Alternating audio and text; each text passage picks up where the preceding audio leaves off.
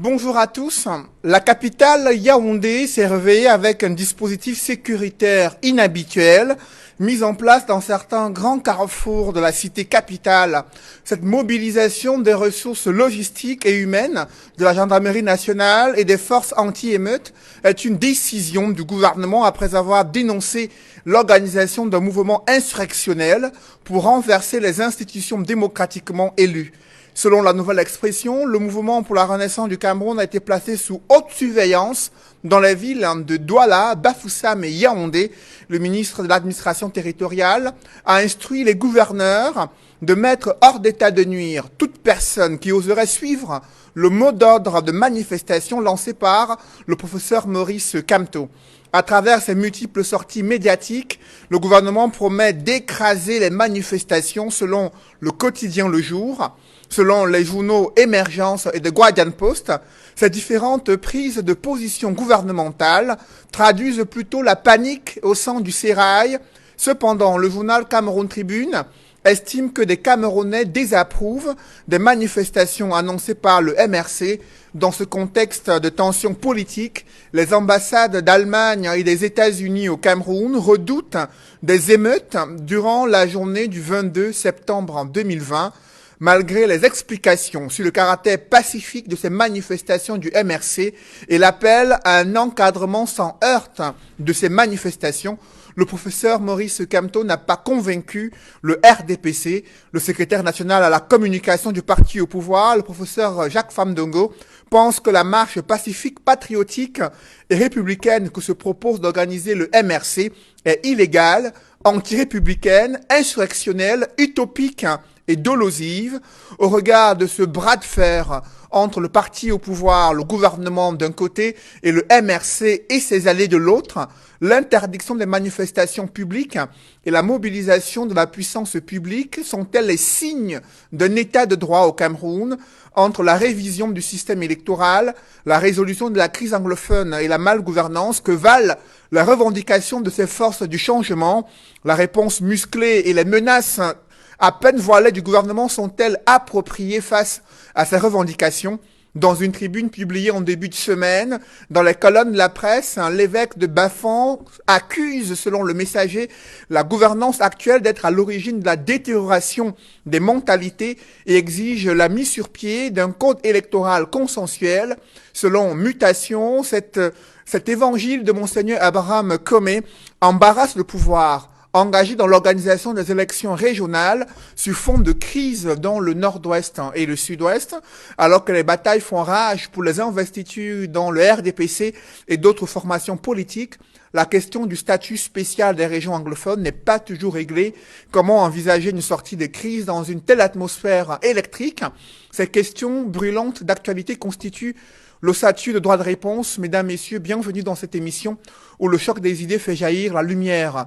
Et pour cette nouvelle édition de droit de réponse, je reçois sur ce plateau l'honorable député Samuel Motte. Bonjour. Bonjour Cédric. Je précise que vous êtes député RDPC dans le CAM, communicant du parti au pouvoir, expert comptable. Merci d'être avec nous ce dimanche. Merci pour l'invitation également. Je voudrais saluer la hiérarchie de la communication de RDPC qui a bien voulu que je puisse revenir sur les plateaux après quelques semaines, quelques mois de repos. Et sur le plateau de droit de réponse, Cyril Roland de Béchon. Bonjour. Bonjour, Monsieur Noufele, bonjour à tous les téléspectateurs de Droit de Réponse. Vous êtes la directrice exécutive de l'ONG Nouveau Droit de l'Homme. Merci d'être avec nous ce dimanche. C'est un plaisir d'être là. Sur le plateau de Droit de Réponse, il est consultant sur ce plateau, l'un des éditorialistes au quotidien La Nouvelle Expression. Avec vous, Edmond Kambia. Bonjour Edmond. Bonjour Cédric Noufele, je salue tous les copanélistes. Je renouvelle mes amitiés et mon affection sincère à tous les téléspectateurs fidèles de cette émission. Et le quatrième invité attendu ici est Maître Lavoisier de Sapir, avocat au barreau du Cameroun. Il est également cadre militant du SDF. Avec vous, Edmond Kamgial, le Cameroun observe une atmosphère de plus en plus tendue à l'approche de la date des manifestations publiques annoncées par le Mouvement pour la Renaissance du Cameroun et les autres alliés qui ont constitué une plateforme, disent-ils, plateforme pour le changement dans la paix. Que pensez-vous de cette réponse musclée de la part du gouvernement concernant ces différentes manifestations? D'abord, ce n'est pas une surprise, parce que ce n'est pas la première fois que le gouvernement prépare une réponse semblable lorsque l'opposition, ou alors certaines formations politiques de l'opposition, décident ou envisagent des marches pacifiques. Dans le passé, ça s'est vu lorsque le SDF, qui est né, il faut le dire, dans le sang, à travers la marche historique du 26 mai 1990 à Bamenda, où il y a eu des martyrs, des morts. Aujourd'hui, c'est le MRC qui entend organiser des marches le 22 septembre, comme ils l'ont déjà fait dans le passé, notamment en 2019, et on sait les circonstances dans lesquelles les choses sont déroulées. Il y a eu la répression, et le décor est déjà planté, on pourrait le dire, pour la répression. Et les ministres de la République, plusieurs d'ailleurs, les ministres de l'administration territoriale, ont déjà mis en garde non seulement cette formation politique, ses militants, ses cadres et sympathisants, mais également tous les citoyens qui voudraient accompagner ce parti politique dans ce que le MRC, même à travers le message de son président national, a appelé un mouvement gigantesque, qu'au cas où les élections régionales sont organisées. Donc le décor est planté, manifestement, pour une situation qui sera difficile, qui va tendre davantage l'atmosphère, la tension politique et sociale au Cameroun. Nous souhaitons que cette tension baisse.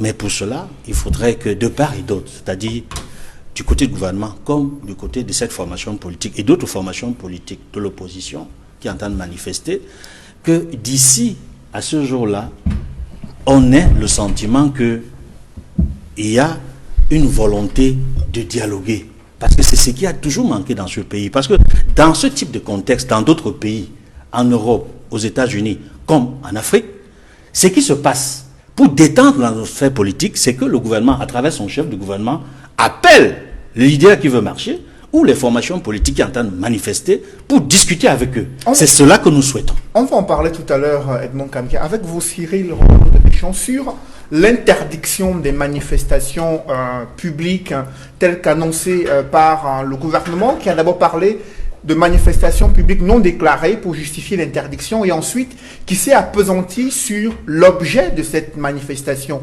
prévue le 22 septembre prochain. Vous avez suivi le porte-parole du gouvernement indiquer que lorsqu'il s'agit de demander le départ d'un chef de l'État qui a été réélu démocratiquement, cela est déjà un mouvement insurrectionnel aux yeux du gouvernement. Comment vous réagissez? Notre réaction, elle est à plusieurs niveaux. Elle est d'abord au niveau de ce contexte d'interdiction presque devenu la norme, ce que nous regrettons, parce qu'à la réalité, même la sortie des gouverneurs était complètement des sorties arbitraires, tout simplement parce que le principe, c'est la liberté. Donc, il ne faut pas qu'on l'oublie. Quand le principe, c'est la liberté, et que des autorités administratives, en l'occurrence des gouverneurs, disent que les manifestations sont interdites, avant de dire que si elles ne sont pas déclarées, ça veut dire qu'on met entre parenthèses, on fait fi, n'est-ce pas, du principe constitutionnel qui est à la liberté. On aurait voulu que ce principe qu'est la liberté soit à chaque fois mis en avant et protégé ou respecté par tous les acteurs, par les autorités administratives qui sont censées assurer le maintien de l'ordre de la sécurité publique. Maintenant, sur l'objet des manifestations, nous, à Nouveau Droit de l'Homme, on a eu un débat assez long sur cette question et particulièrement, nous estimons que l'objet des manifestations tel que présenté par le MRC ne peut pas induire des manifestations pacifiques. Je tiens à rester assez... Il faut que nous soyons assez lucides les uns et les autres dans ce que nous disons et dans ce que nous faisons. Nous devons être assez responsables aussi, tous les acteurs qui agissent dans le champ de la démocratie, parce que la démocratie n'est pas l'anarchie. La démocratie a des règles. Et dans ces règles-là, tout le monde doit pouvoir se soumettre à un certain nombre de principes et des règles établies. C'est pour cette raison que des organisations, nous sommes 5 ou 6, avoir entrepris de faire une lettre, de prendre position officiellement sur cette question-là pour dire que si le principe des libertés fondamentales et donc de liberté de réunion et de manifestation, c'est un principe établi. Il faut en même temps que ce principe ne soit pas perverti parce que dans les contextes, dans les conventions et traités internationaux, par exemple, vous savez que l'État a l'obligation d'assurer le maintien de l'ordre et l'État aussi a l'obligation, bien entendu, de reconnaître la liberté de manifestation, mais il y a des dispositions d'exception qui prévoient que si l'État a des raisons de croire que la manifestation que vous projetez peut nuire, n'est-ce pas, à l'ordre public, ou alors peut attenter à la liberté des autres, le pouvoir est dans le régime, le total est dans son rôle. Pourquoi est-ce que ça atteint aux libertés des autres? Tout simplement parce qu'il y a quand même des populations au Cameroun qui sont allées aux urnes en 2018, y compris ces leaders de l'opposition, et qui ont désigné le président en place comme étant le président qui était leur choix, qui est donc le président de la République. Donc, difficile de comprendre comment est-ce que on a librement accepté un processus électoral auquel on a même d'ailleurs participé, et par la suite estimé que ce président doit partir alors que nous consentons sur des principes, des bases électorales qui existent, même si par ailleurs on est d'accord sur le fait qu'il y a beaucoup de choses à faire. Donc, c'est la difficulté qu'il y a aujourd'hui avec c'est l'appel à manifestation du 22. L'appel à manifestation, et notez aussi que la Constitution dit clairement que personne ne peut s'arroger la souveraineté. Donc en l'état actuel, c'est le MRC qui parle. Donc ce n'est pas le peuple camerounais pris en tant que tel, de notre point de vue, qui est en train de parler, qui est en train d'appeler à la manifestation. Vous voyez qu'il y a beaucoup, il y a beaucoup de points qui peuvent créer vraiment des malentendus. Mais ce que nous voulons davantage, c'est d'appeler tous les acteurs à la responsabilité. Monsieur Kamgala dit qu'il est important à ce stade, on a tous besoin de changement, ça c'est aussi évident, on a tous besoin que les choses changent, mais nous pensons que on doit faire attention à la légalité et à la légitimité de ce que nous posons, que ce soit du côté des forces du gouvernement en place, ou que ce soit des forces d'opposition, de la société civile. Donc, c'est dans ce sens-là. Bien évidemment, maintenant, il est clair qu'il y a trop d'exagération et trop de discrimination, parce que hier, à Yaoundé, j'ai vu des gens manifester, j'ai dit, mais waouh, il y a eu des mototaximans, des arrêtés, n'est-ce pas, il y a eu un décret, quelque chose, un arrêté de gouverneur, qu'est-ce que les gens font dans la rue? Donc c'est tout ça qui est assez embarrassant dans le contexte camerounais et qui nous donne beaucoup de travail et d'énergie à dépenser. Justement. Si effectivement le gouverneur a pris un arrêté, même si par ailleurs on contexte le contenu et tout, maintenant pourquoi ce 2 poids 2 mesures? Ça peut donc réduire, ça peut donc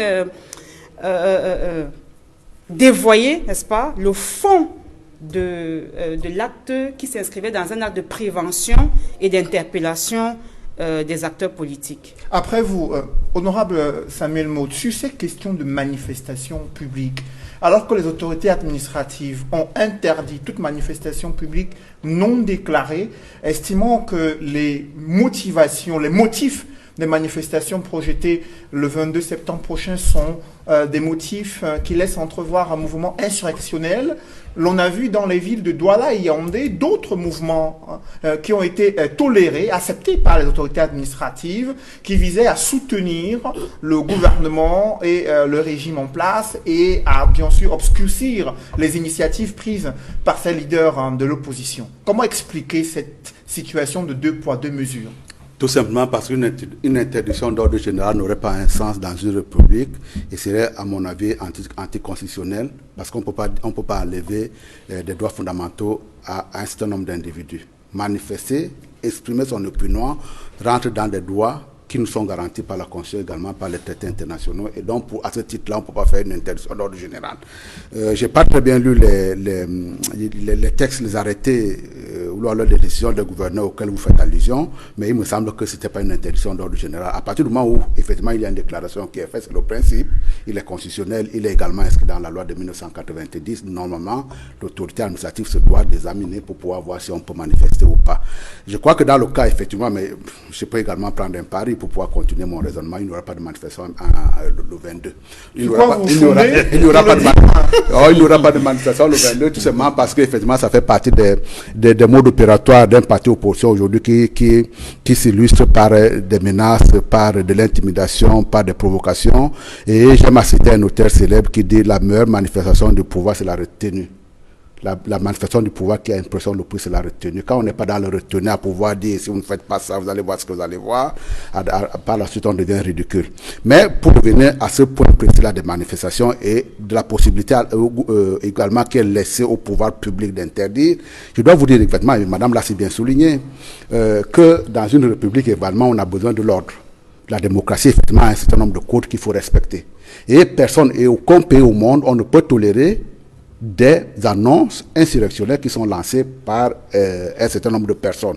Fusillés, effectivement, des gens d'un très haut niveau de qualification. Mais qu'est-ce qui fait le caractère insurrectionnel de ces manifestations alors qu'elles ne sont pas encore tenues, selon vous? Si vous admettez avec moi qu'effectivement, que lorsqu'on est dans une dynamique insurrectionnelle, on peut évidemment perdre son droit à pouvoir organiser un événement comme celui-là, effectivement, on peut commencer à raisonner. Je voudrais insister là-dessus. Même en 1789, à l'époque, on venait de guillotiner le roi, où effectivement, on pense qu'effectivement, on s'installe un esprit de contestation à l'intérieur du corps social. Vous voyez très bien, quand on dirige la déclaration de l'homme et du citoyen, on s'empresse, après avoir énuméré quelque part que les hommes naissent égaux et en droit et en devoir, à l'article 4, on tient à mentionner qu'effectivement, que cette liberté a un certain nombre de limites à condition que cette limite-là soit inscrite quelque part dans la loi. Lorsque vous allez un peu plus loin, lorsque cette fameuse déclaration est reprise sur le plan international, là également vous allez voir qu'il y a une panoplie de limites sur lesquelles il va revenir un peu plus tard. Et donc pour cette raison-là, dans le cadre également de notre corpus juridique, vous verrez très bien qu'effectivement, c'est consacré dans la Constitution qu'on peut s'exprimer librement, c'est ce que nous faisons aujourd'hui. La personne également qui lance le mot d'ordre insurrectionnel, c'est également une liberté d'expression. Mais il faut bien admettre qu'à un moment donné, cette liberté d'expression-là est bel et bien encadrée en disant effectivement, à condition que vous respectez un certain nombre de lois, c'est ce que la loi de 1990 nous enseigne, effectivement, on peut vous donner la possibilité de manifester. Très bien. Alors, la personne à laquelle on recourt pour pouvoir savoir si on peut manifester, qu'on le veuille ou pas, c'est une autorité administrative consacrée ici par un sous-préfet de la République. Et ce sous-préfet de la République, on lui dit effectivement deux choses. Première chose, lorsqu'on vous a déclaré une manifestation, vous devez vous empresser de délivrer un récépissé. Mais devoir vous est également fait de dire, d'analyser, pour pouvoir voir si le conseil est favorable pour pouvoir donner, pas l'autorisation, laisser libre manifestation aux gens effectivement qui veulent manifester. Et en cela, Cédric Noufélé, qu'est-ce que vous avez comme critère d'analyse? Qu'est-ce que vous avez comme grille d'analyse pour pouvoir savoir que entre les soucis de maintien de l'ordre et la liberté qui doit être exercée par un droit fondamental, qu'est-ce qui vous offre à vous comme grille d'analyse? C'est deux choses. La première chose, c'est la bonne foi. C'est-à-dire que là, lorsque moi je viens vers vous en tant qu'autorité administrative en disant que je veux manifester, je dis bien effectivement c'est une manifestation pacifique. Dans le cas d'espèce, on n'a même pas pris ces précautions-là pour dire que c'est une manifestation pacifique, on l'a inscrit dans l'insurrection. Parce qu'on veut chasser un président de la République, elle ne peut plus être manifeste, elle ne peut plus être pacifiste, ce genre de manifestation. Mais premièrement, je vous dis, je peux être pacifiste. Je dois rentrer dans mes entrailles pour pouvoir essayer de décoder, pour pouvoir savoir si, en tant qu'individu, en tant que leader d'opinion, est-ce que vous pouvez, à travers cet événement-là que vous voulez organiser, vous pouvez effectivement le contenir pour pouvoir en faire un événement pacifique. Si vous avez franchi cette grille d'analyse, effectivement, en toute bonne foi, on peut vous donner. Mais là également, lorsque vous avez le doute, vous vous référez à quoi? Au fait précédent. C'est-à-dire que lorsque telle personne a l'habitude de manifester, quelles sont les conséquences qu'on peut en tirer? Qu'est-ce qu'il y en a eu comme conséquences? Parce que quand vous mettez en relief entre les bains séculaires qui fonctionnent, qui manifestent pacifiquement à Yaoundé et à Douala, et les gens qui, depuis 2018, appellent à l'insurrection, le fait précédent ne plaide pas pour des gens qui, depuis 2018, ont dit effectivement, je vais faire semblant de participer à une élection présidentielle. Vous n'êtes pas autorisé. Attendez. J'ai fait semblant de participer à une manifestation Et du coup, finalement, c'était juste pour, non pas à une manifestation, à une élection présidentielle, mais en réalité, le but du juge, c'était de dire, une fois qu'on a fait semblant de voter, à ce moment-là, on descend dans la rue pour pouvoir dire descendez parce que j'ai gagné. Le fait extérieur en ce qui concerne le MRC ne plaide pas. Et encore une dernière fois, au-delà de ce fait précédent-là, la bonne foi, elle est caractérisée. Vous citez les faits précédents, honorable Samuel Mo. Durant les manifestations organisées en janvier 2019 et en juin 2019, il n'y a eu aucune casse qui a été observée dans les villes de Douala. Il n'y a eu aucun mouvement exceptionnel observé. On a plutôt vu des arrestations musclées des militants de cette formation politique et le maintien en détention durant plusieurs mois. D'où vient donc le fait que vous estimez qu'il y a eu un précédent concernant les insurrections? Non, il y a un précédent et c'est pas parce que ça n'a pas marché que ça n'en fait pas un précédent. Je voudrais également que nous sommes parce que là tout à l'heure aussi vous avez ouvert l'émission en déclarant tout haut et fort qu'on a cadré toute la ville de Yaoundé. On est dans un milieu sensible dans lequel les procédures doivent être appliquées. C'est-à-dire que la procédure vous dit seulement quand il y a une menace, et là elle est réelle, même si elle ne lui donne pas beaucoup d'importance parce qu'il sait que les gens ne descendront pas, la personne qui gère en back-office l'ensemble de ces procédures, là il dit tout simplement, à partir du moment où il y a une menace quelque part, voilà ce que je dois dérouler comme arsenal. Et ce n'est pas parce que les gens sont dans les rues aujourd'hui que forcément ça est un événement majeur qui va se passer. Il sait très bien que si jamais il ne l'a pas fait et que les gens sont descendus, on va lui demander des comptes à lui. Donc peu importe, on ne lui demande pas son anticipation personnelle. Sur le plan des codes, on lui a tout simplement dit que lorsqu'il y a une menace, voilà ce qu'il faut faire. Et en ce qui concerne l'application de cette procédure, il fera l'essentiel. Même si par ailleurs, il a une option plus ou moins contraire par rapport aux conséquences que ça peut avoir, il appliquera tout de même la procédure. Et en ce qui concerne effectivement les événements de 2019, mais la demande également insurrectionnelle, l'appel à l'insurrection était réel. Et ce n'est pas parce qu'on s'est retrouvé deux dans la rue et que ça n'a pas pris, le feu n'a pas pris, que forcément on va dire qu'effectivement dans ce cas-là on n'a pas manifesté. Et encore une dernière fois, en ce qui concerne, pour pouvoir arrêter là-dessus, les descentes de 2019, on ne peut pas dire que non plus que ça a été d'un pacifisme absolu, hein, puisque vous allez également dénombrer qu'il y a des gens pareils qui ont été blessés, et donc on doit éviter effectivement qu'on en arrive à blesser un certain nombre de citoyens, des citoyens de l'opposition. Après vous, on accueille sur ce plateau Maître Lavoisier de Sapi, bonjour. Bonjour Cédric, bonjour à tous les téléspectateurs d'Equinox Télévision et surtout de droit de réponse. Vous êtes avocat au barreau du Cameroun, vous êtes cadre militant du SDF, vous suivez de près cette atmosphère politique tendue au Cameroun. Le secrétaire national à la communication du RDPC estime que la marche qui est organisée par le MRC est une marche anti-républicaine, illégale. Pour lui, celui qui appelle au départ par la rue d'un président de la République légal et légitime est un hors-la-loi. Selon le professeur Jacques Famdongo, il faut chercher à conquérir le pouvoir par les urnes et non pas des raccourcis antidémocratiques.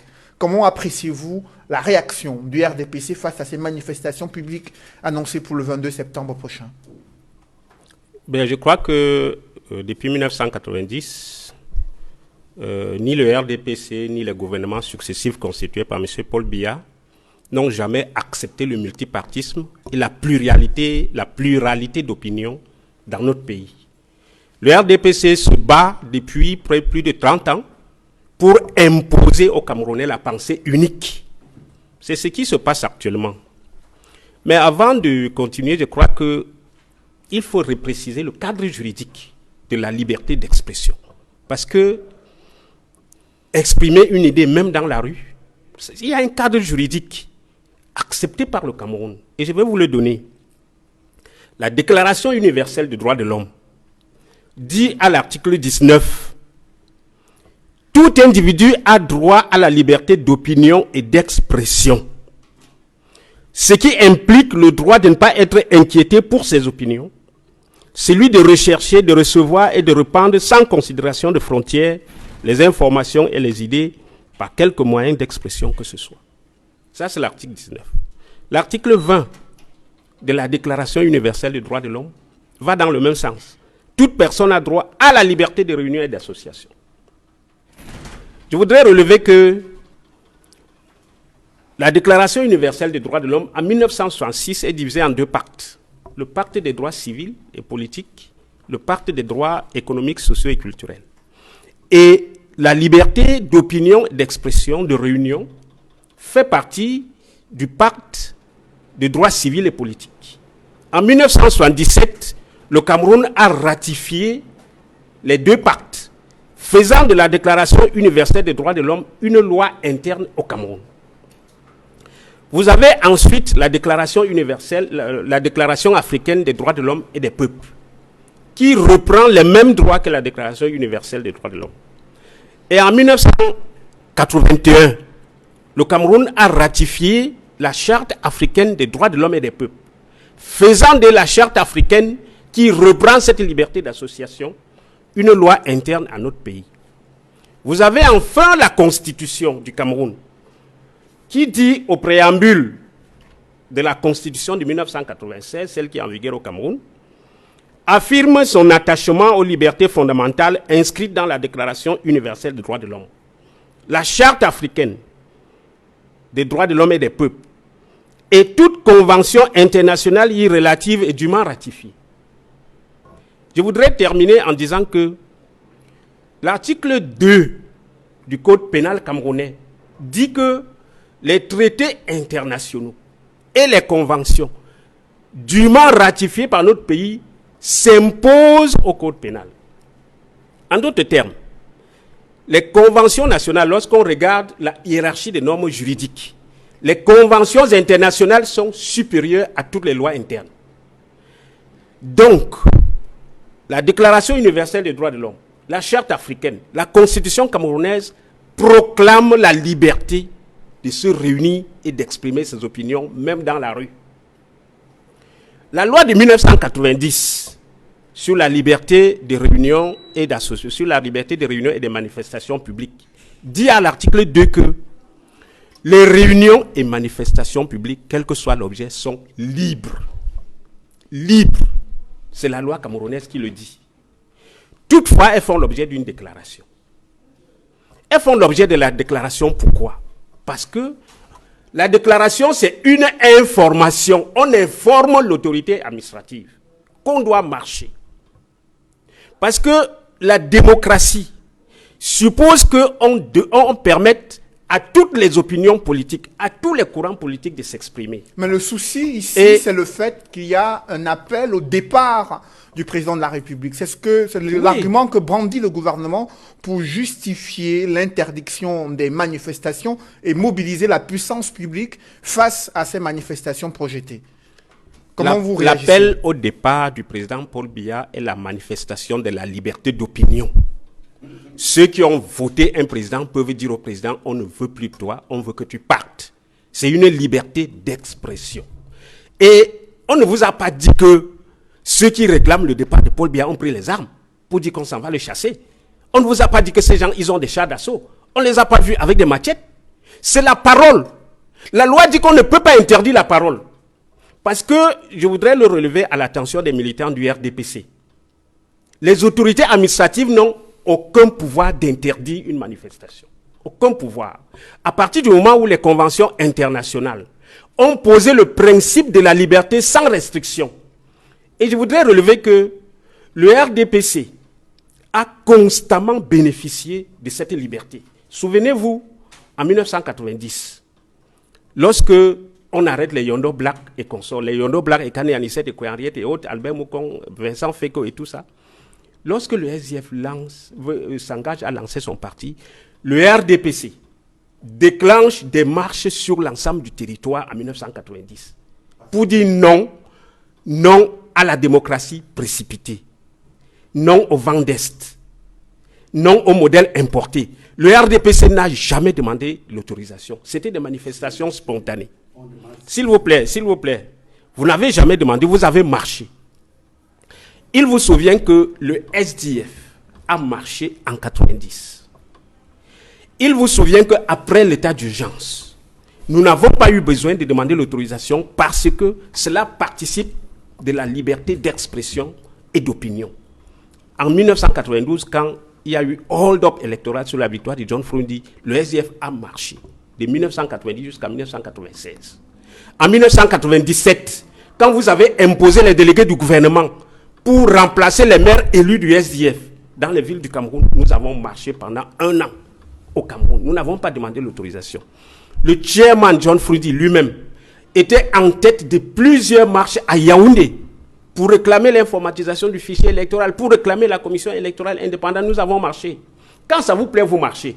Dernièrement, quand Femme Ndongo, dont vous parlez, je vais revenir sur Femme Ndongo, quand Femme Ndongo a recruté les enseignants du supérieur, ils ont marché pour dire merci à M. Paul Biya parce qu'il nous a recrutés. Ce n'était pas une marche qui était autorisée. Lorsque l'ambassadeur de France est intervenu contre le président de la République, vous avez fait marcher des jeunes à Yaoundé, à l'ambassade de France, pour dire que la France ne doit pas se mêler des affaires du Cameroun. Vous n'avez pas demandé l'autorisation. Dernièrement, vous avez fait marcher les instituteurs dans les rues de Yaoundé. Vous n'avez pas demandé l'autorisation parce que cela participe de la liberté d'opinion. Les Camerounais doivent exprimer ce qu'ils pensent, sans restriction. Maintenant, ce qui se passe dans un État démocratique, c'est que quand l'autorité administrative est informée d'une marche, cette autorité, de par la loi sur le maintien de l'ordre, requiert la force publique. Et la force publique est là pour encadrer les manifestants, pour leur faire marcher de là où ils veulent, exprimer leur opinion jusqu'à leur point de chute. Et après, chacun rentre chez lui. Mais nous avons constaté que le RDPC utilise les autorités administratives pour bâillonner la liberté d'expression dans notre pays. Nous avons vu par exemple que un sous-préfet à Banja a interdit l'installation d'un bureau d'une circonscription du SDF. Un bureau qu'on a élu régulièrement, on vient pour installer le bureau. Moi, j'étais là. Le sous-préfet sort un arrêté d'interdiction qu'on ne doit pas installer le bureau de la circonscription du SDF. Sous prétexte qu'il y a atteinte à l'ordre public. Quand c'est le RDPC, on ne parle pas d'ordre public. Quand c'est l'opposition, on parle d'ordre public. Donc la notion d'ordre public que vous utilisez, vous l'utilisez à mauvais escient pour empêcher les Camerounais de manifester leur opinion. Et je voudrais chuter là en disant que le professeur Jacques Fame Ndongo est très mal placé pour donner les leçons de démocratie aux citoyens camerounais. Pourquoi? Parce que il vous souvient que quand on arrête les professeurs Yondo Black et autres, en 1990, en février 1990, en mars 1990, Jacques Fame Ndongo signe un communiqué. Il travaillait à la présidence en tant que directeur du courrier présidentiel. Jacques Fame Ndongo signe un communiqué pour dire on n'a pas arrêté le bâtonnier Yondo Black, les Ekane Anisset et autres parce qu'ils voulaient créer un parti politique. On les a arrêtés parce qu'ils tentaient de renverser les institutions. Des gens qui s'étaient regroupés pour discuter sur le statut d'un parti de l'opposition. Ça devenait la subversion, l'insurrection. On les a arrêtés. Fame Ndongo a signé qu'on ne les a pas arrêtés pour ça. D'ailleurs, la Constitution prévoit que, à l'article 3, la Constitution de 1972, prévoit qu'à l'article 3, les partis politiques concourent au suffrage. Vous retrouvez cette expression dans le texte que Fame Ndongo a signé en 2020. Cette année, qu'il vient de signer en septembre 2020, la compte Camto, vous retrouvez les expressions qu'il a utilisées en 90. Quand il dit ça, que la création d'un parti politique n'est pas interdite, le SIF dépose ses statuts. Et quand on veut lancer le SIF, c'est le même Jacques Fame Ndongo, conseiller du président de la République, qui conseille qu'on militarise Bamenda et qu'on tue les citoyens. Parce qu'on voulait lancer un parti politique. Donc vous voyez que ce monsieur n'est pas bien placé pour donner les leçons de démocratie. Parce que c'est l'un des idéologues de la dictature que nous connaissons dans ce pays. Ça dit que quand ça lui convient, il vous dit ça, c'est pas bien, ça, c'est pas bien. Quand c'est le RDPC, on trouve que tout est parfait. J'ai dit non. Il faut que les Camerounais manifestent. Le 22, il y aura marche, M. Mott. Après vous, justement... il y aura marche. Les gens vont descendre dans la rue, même le SDF. Vous retrouverez les militants du SDF. Parce que ce que le MRC réclame aujourd'hui, c'est ce que le SDF réclame depuis 1990. On va justement parler du fond de ces revendications tout à l'heure. Maître honorable Samuel Mott, sur le fait que l'autorité administrative privilégie le parti au pouvoir lors des manifestations publiques et muselle l'opposition à travers des mécanismes frauduleux, comme l'indique Maître Tsapi. Que répondez-vous? Non, les mécanismes ne sont pas frauduleux, mais je peux bien comprendre que vous puissiez utiliser ce thème-là parce qu'il a été dans l'égarement tout à l'heure et je crois que cet égarement-là vous a emporté vous aussi. Il a une citation sélective d'un certain nombre d'articles des lois qui m'indisposent, moi. Premièrement, commençons par l'essentiel, Déclaration des droits de l'homme et du citoyen de 1789. Je vous dis bien... Non, attendez. cité la Attendez. 1948. adopté le 10 décembre J'en viens, maître. Le 10 décembre J'en viens, 48. maître. J'en viens, maître. Je n'ai pas cité... C'est la mère de l'ensemble de ces 1789. déclarations-là, même si vous voulez le recuser, c'est la mère de toutes les déclarations que l'on connaît aujourd'hui. Article 4, on n'est pas allé bien loin. À partir du moment où on a déclamé un certain nombre de choses, naître égaux en droit et en devoir, l'autorité provient du peuple, bien entendu, association des politiques concourant à la défense des droits de l'homme. Article 4, on vous dit, la liberté consiste à pouvoir faire tout ce qui ne nuit pas à autrui. Et dans le cadre de ces libertés-là, il existe bien des normes. Et ces normes-là peuvent être déterminées par la loi. Il ne l'a pas cité. On peut vous Ça dire... n'existe pas dans la déclaration de 1948 que voici, que j'ai citée. Mais vous me laissez continuer? Oui, mais Et là également, ce que j'ai dit. et là également, L'article 4 de la Déclaration universelle des droits de l'homme dit « Nul ne sera tenu en esclave ». Je vous ai cité, le texte qui est le texte mère de la... Non, quel texte mère? Mais vous me laissez terminer. Quel texte mère? Maintenant, j'en viens en... Ce texte que vous citez ne fait pas partie des normes juridiques camerounaises. Ça ne fait pas partie. J'en viens. Il y a toujours une source. Ayez un peu de patience. Maintenant, revenons à son... s'est dépassé. Oh là là. Venons-en maintenant à la Déclaration universelle des droits de l'homme. Quand il fait ses citations, il cite l'article 19 et l'article 20, mais il ne veut pas aller bien plus loin. Pour une raison simple, il n'a pas envie effectivement là de dire ce qui le contrarierait lui. Mais l'article 29 est un peu plus loin. Dans l'exercice de ses droits et dans la jouissance des libertés, chacun n'est soumis qu'aux limitations établies par la loi, exclusivement en vue d'assurer la reconnaissance et le respect des droits et libertés d'autrui, afin de satisfaire aux justes exigences de la morale, de l'ordre public et du bien-être général dans une société démocratique. Ça, c'est une limite. Elle est fondamentale. Pourquoi est-ce qu'il ne cite pas cette loi-là? Là également, quand il va un peu plus loin, il revient effectivement à notre texte, celui de 1990. Il se borne tout simplement à dire qu'effectivement, qu'il y a une obligation de déclarer. Mais il y a un article quelque part plus loin, article 8, qui dit effectivement que lorsque le sous-préfet a reçu la déclaration d'en manifester, il doit délivrer le récépissé. Immédiatement. Je suis d'accord pour l'immédiateté. Immédiatement. Mais lorsque, après avoir étudié le dossier, et qu'il voit effectivement que ça peut poser un problème, il a deux choix. Il a soit modifier l'itinéraire, soit effectivement dire, dans ces conditions-là, ça ne peut pas se tenir. Mais dans la pratique, justement, on aura dans la pratique, on revient... n'a jamais... Parce que vous ne citerez... Par contre, le SDF, avant même l'existence du MRC, a essuyé plusieurs refus d'intervention. Parce que vous ne citerez nulle part un événement qui a été organisé par le RDPC et qui a dégénéré par la suite. C'est pour ça que je vous ai parlé tout à l'heure du fait du précédent.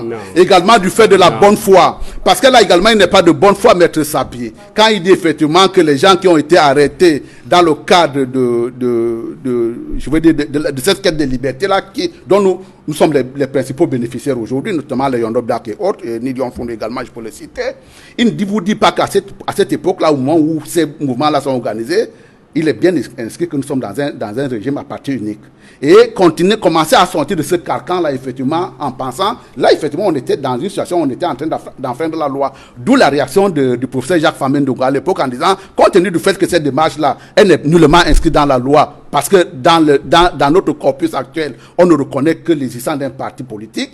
Effectivement, on restera dans ce cadre-là en attendant que par le biais soit des négociations, soit des rapports de force également, soit parce que le gouvernement en place l'aura bien voulu, parce que le président également de la République, son excellence Paul Biya, sait écouter le peuple, on peut également bouger. Et il faut mettre ça dans ce contexte. Et là également, nous sommes dans une république, je voudrais terminer là-dessus.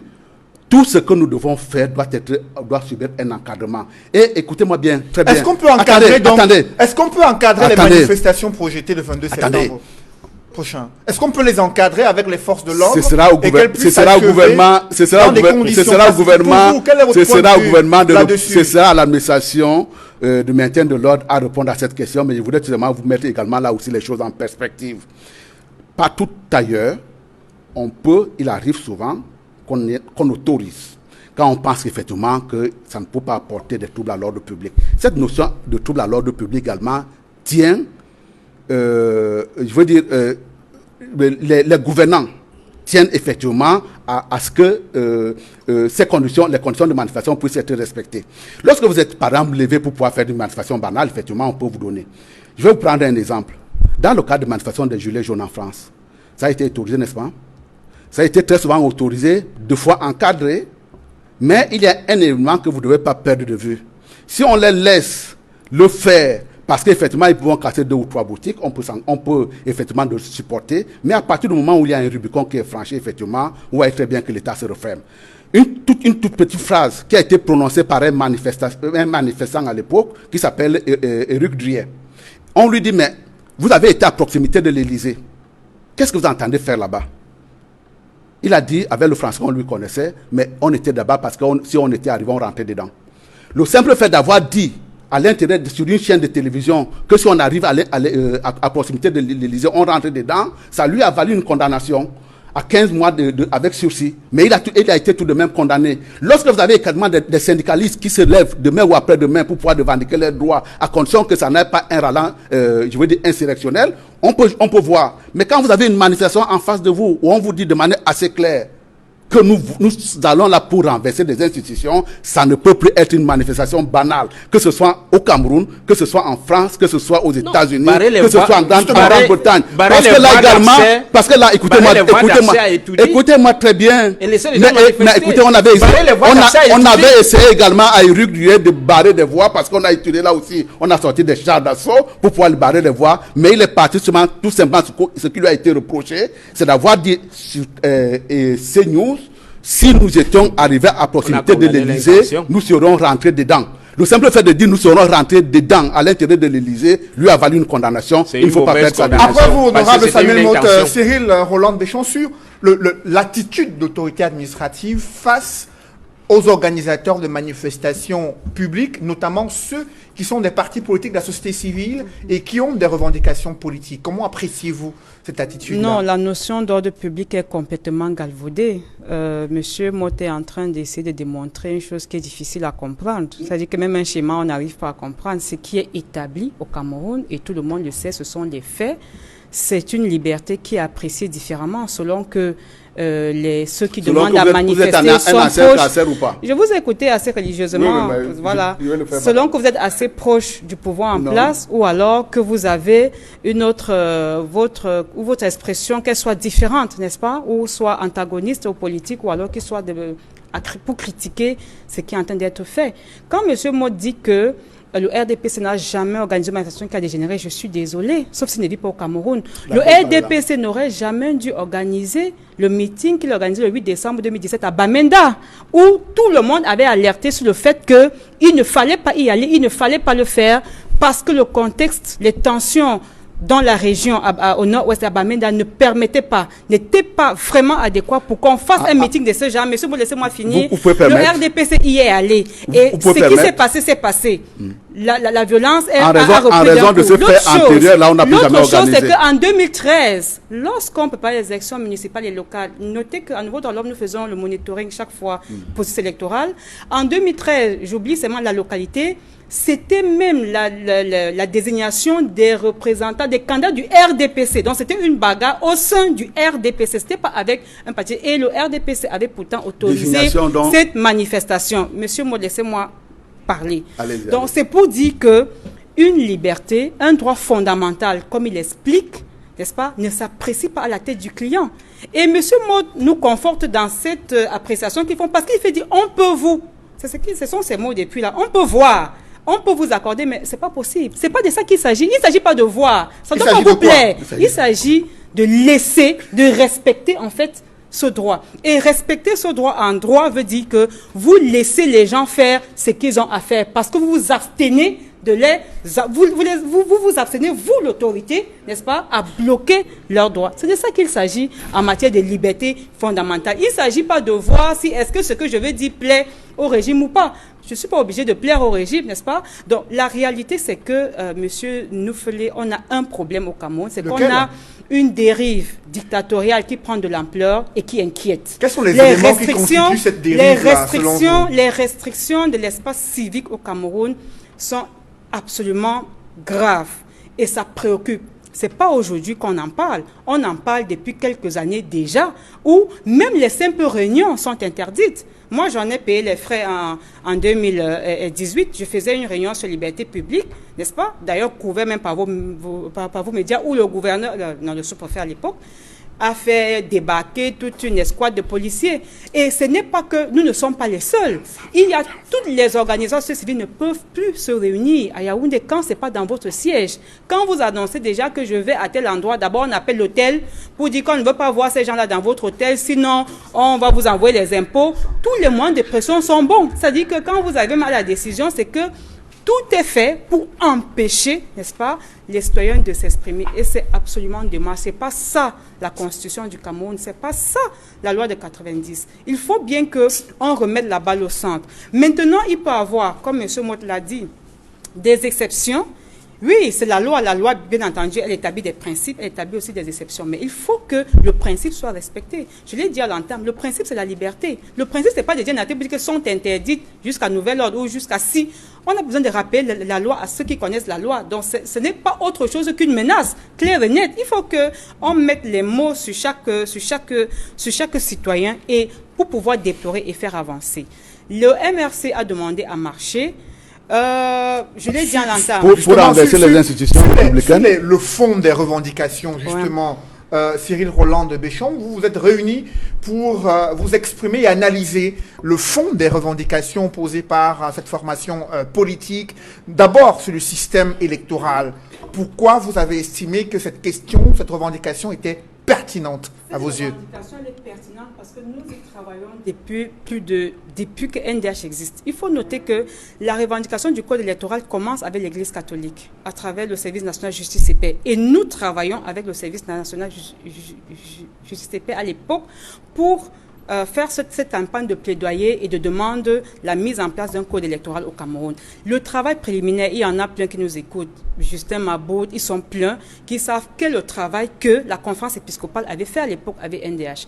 Ensuite, nous avons d'ailleurs continué ce plaidoyer. En 2012, nous étions aux consultations menées par le Premier ministre pour l'adoption du Code électoral. C'est pour dire que c'est une préoccupation profonde de nouveaux droits de l'homme et des organisations qui travaillent depuis quelque temps. Ce n'est pas un problème qui est nouveau. Vous voyez? Donc, c'est un problème qui date et nous avons toujours dit que cette règle, la règle du jeu qui concerne le Code électoral, est une règle fondamentale en matière de démocratie. Parce que c'est une question qui est liée à la dévolution du pouvoir. Et il n'y a rien d'autre d'aussi important que la dévolution du pouvoir dans un système qui se veut démocratique. Et donc, depuis, on a toujours dit, et on continue de le dire, le code électoral en l'état ne peut pas produire des élections justes, libres et transparentes au Cameroun. Ça, on l'a dit depuis et on continue de le dire. C'est pas comme si MRC c'est pas comme si on commençait à parler du code en 2018, n'est-ce pas, ou en 2020 avec le MRC. Non, je suis désolée. Il y a un travail de fond qui a été fait, n'est-ce pas? On a même d'ailleurs fait un document que nous avons appelé les 100 problèmes du code électoral. Ça, c'est après l'adoption en 2012. Et vous voyez même qu'après l'adoption, il y a eu deux amendements, deux modifications de cette loi du code électoral avant même son entrée en vigueur. Ça démontrait déjà à quel point ce code a un problème. Je vais vous surprendre. Et les CAM, rapport élection présidentielle 2011, lisez ce rapport. L'une des recommandations phares d'Elections Cameroun dans ce rapport, c'est que le code électoral doit être revu parce qu'il y avait des points, même selon l'organe en charge des élections, qui disait que ce code-là nous a posé des problèmes parce qu'il y a tel point, telle disposition, où il y a eu vraiment des accrochages en termes d'explication, en termes de compréhension. Donc on ne peut pas être. Ça veut dire que si Elecam reconnaît, et d'ailleurs même le MINAT, n'est-ce pas? Il ne sait pas pourquoi souvent quand du RDP arrive sur le plateau, ils ont la mémoire courte. Même le MINAT l'avait reconnu officiellement aux sorties des élections présidentielles de 2011 qu'il y avait effectivement des problèmes et que, voilà, on s'attendait justement à l'époque.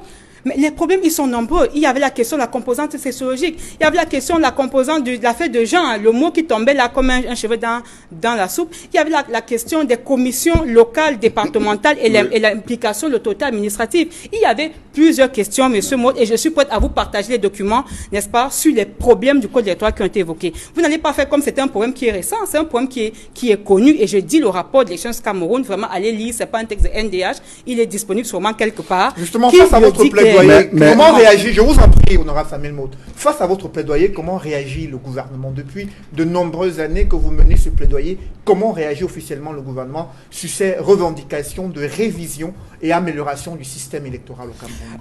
Bon, c'est une réaction que nous connaissons tous, qui a des mi-teintes. Il y a tantôt une attitude de bonne compréhension, de faire comme si oui, c'est normal, on va le faire, mais ils vont le faire à leur rythme. Parfois, c'est comme si non, c'est pas vrai. Mais je dis, au sorti de 2011, ça semblait être un peu plus clair.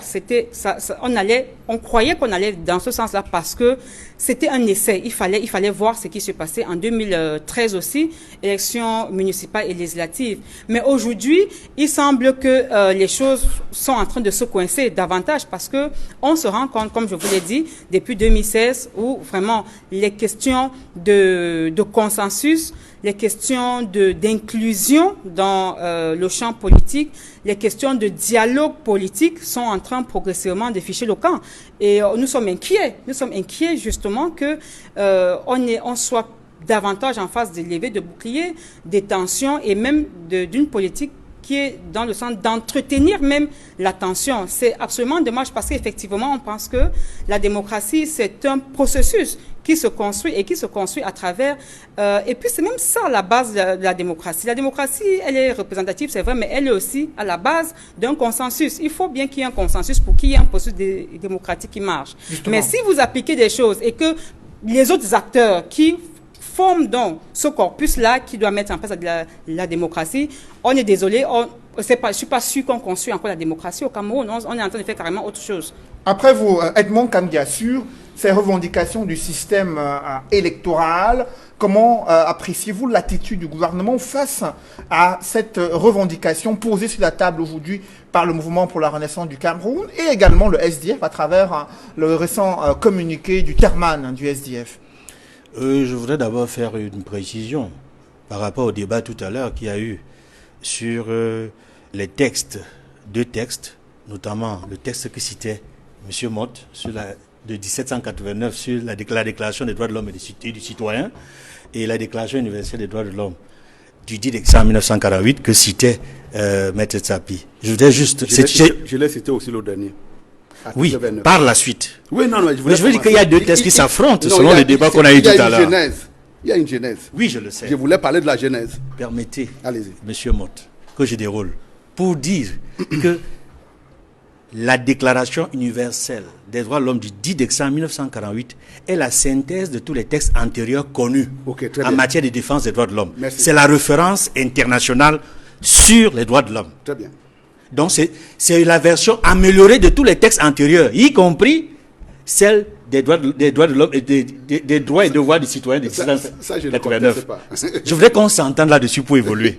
Pour dire que s'il faut citer un texte, la référence, c'est la Déclaration universelle des droits de l'homme, que la Constitution camerounaise du 18 janvier 1996 a expressément cité dans son préambule, qui dit « Le Cameroun affirme son attachement aux libertés fondamentales, à la Déclaration universelle des droits de l'homme, à la Charte des Nations Unies, à la Charte africaine des droits de l'homme et des peuples, aux conventions internationales dûment signées et ratifiées. » C'est ce que dit le préambule.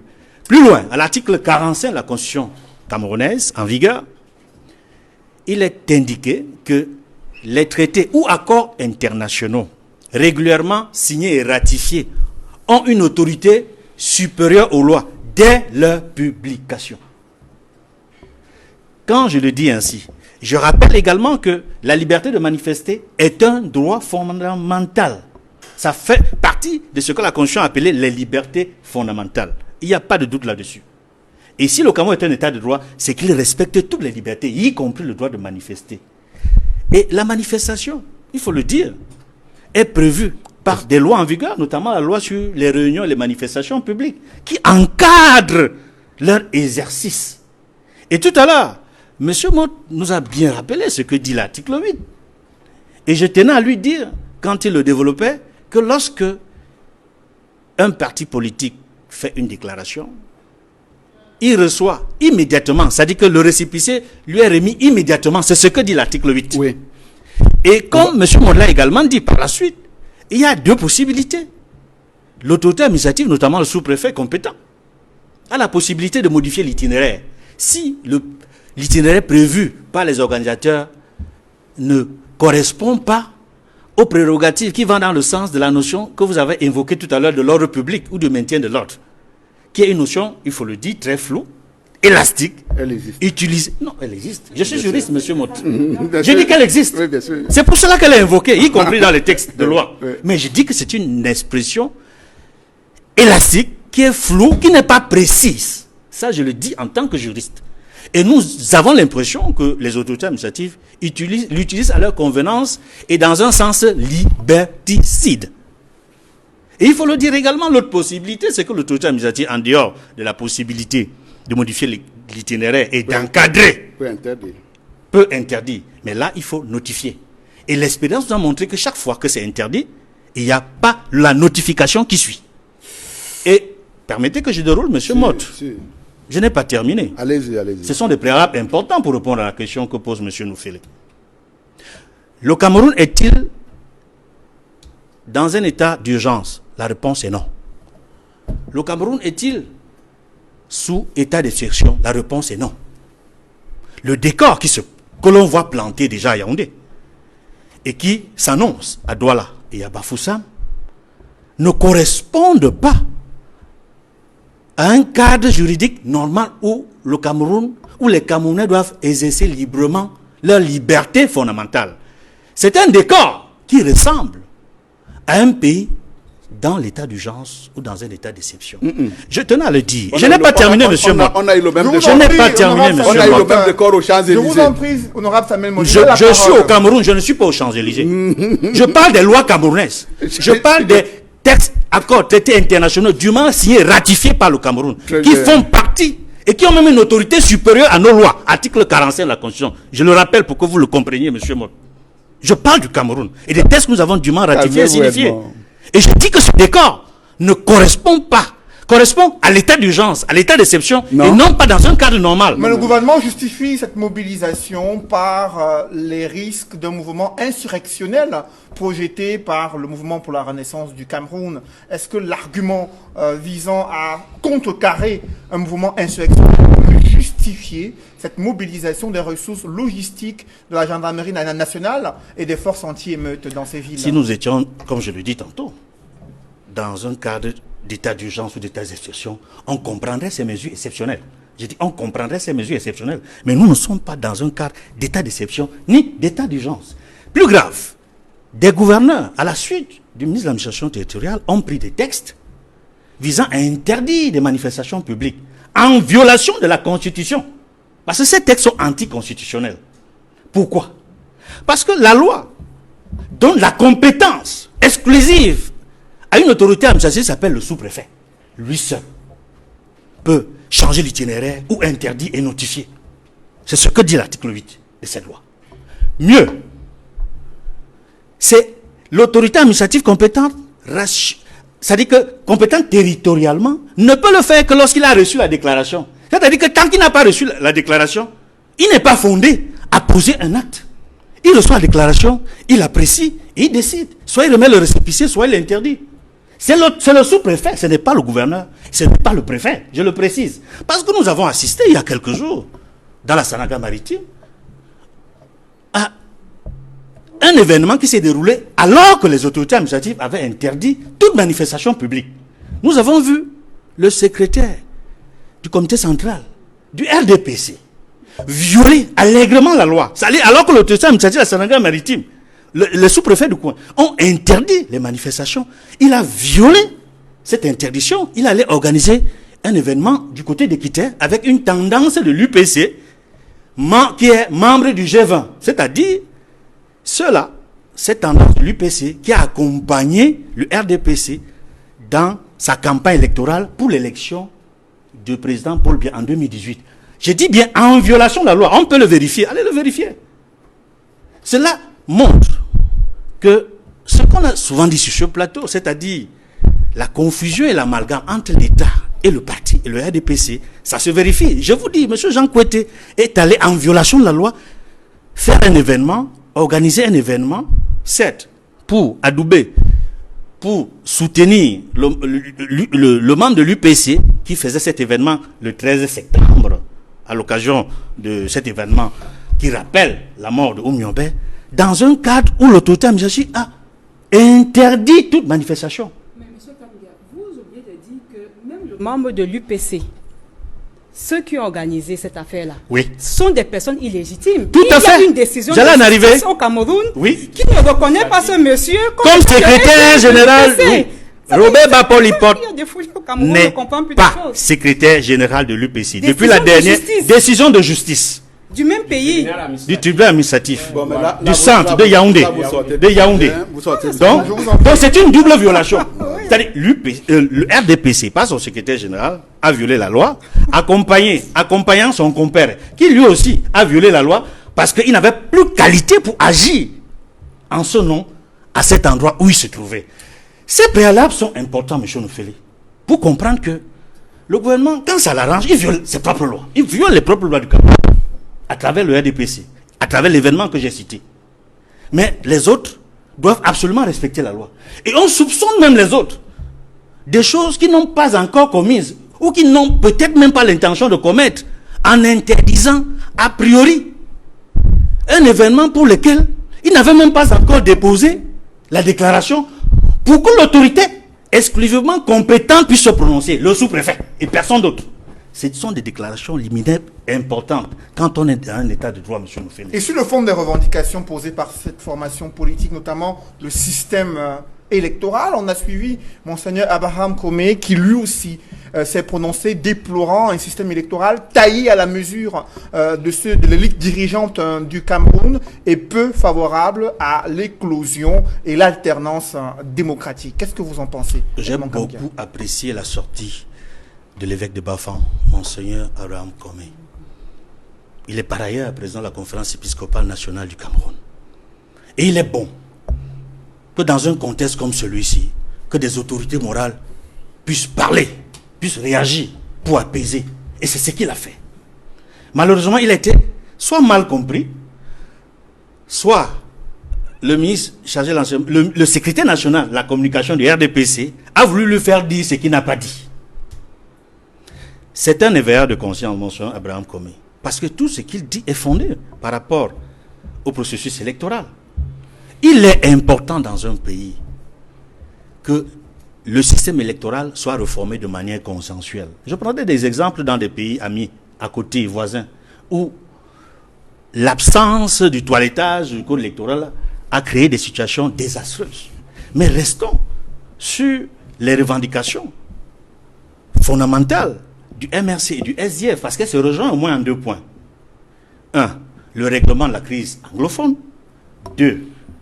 La réforme consensuelle du système électoral. Et 3. Pour ce qui concerne le SDF, le débat sur la forme de l'État.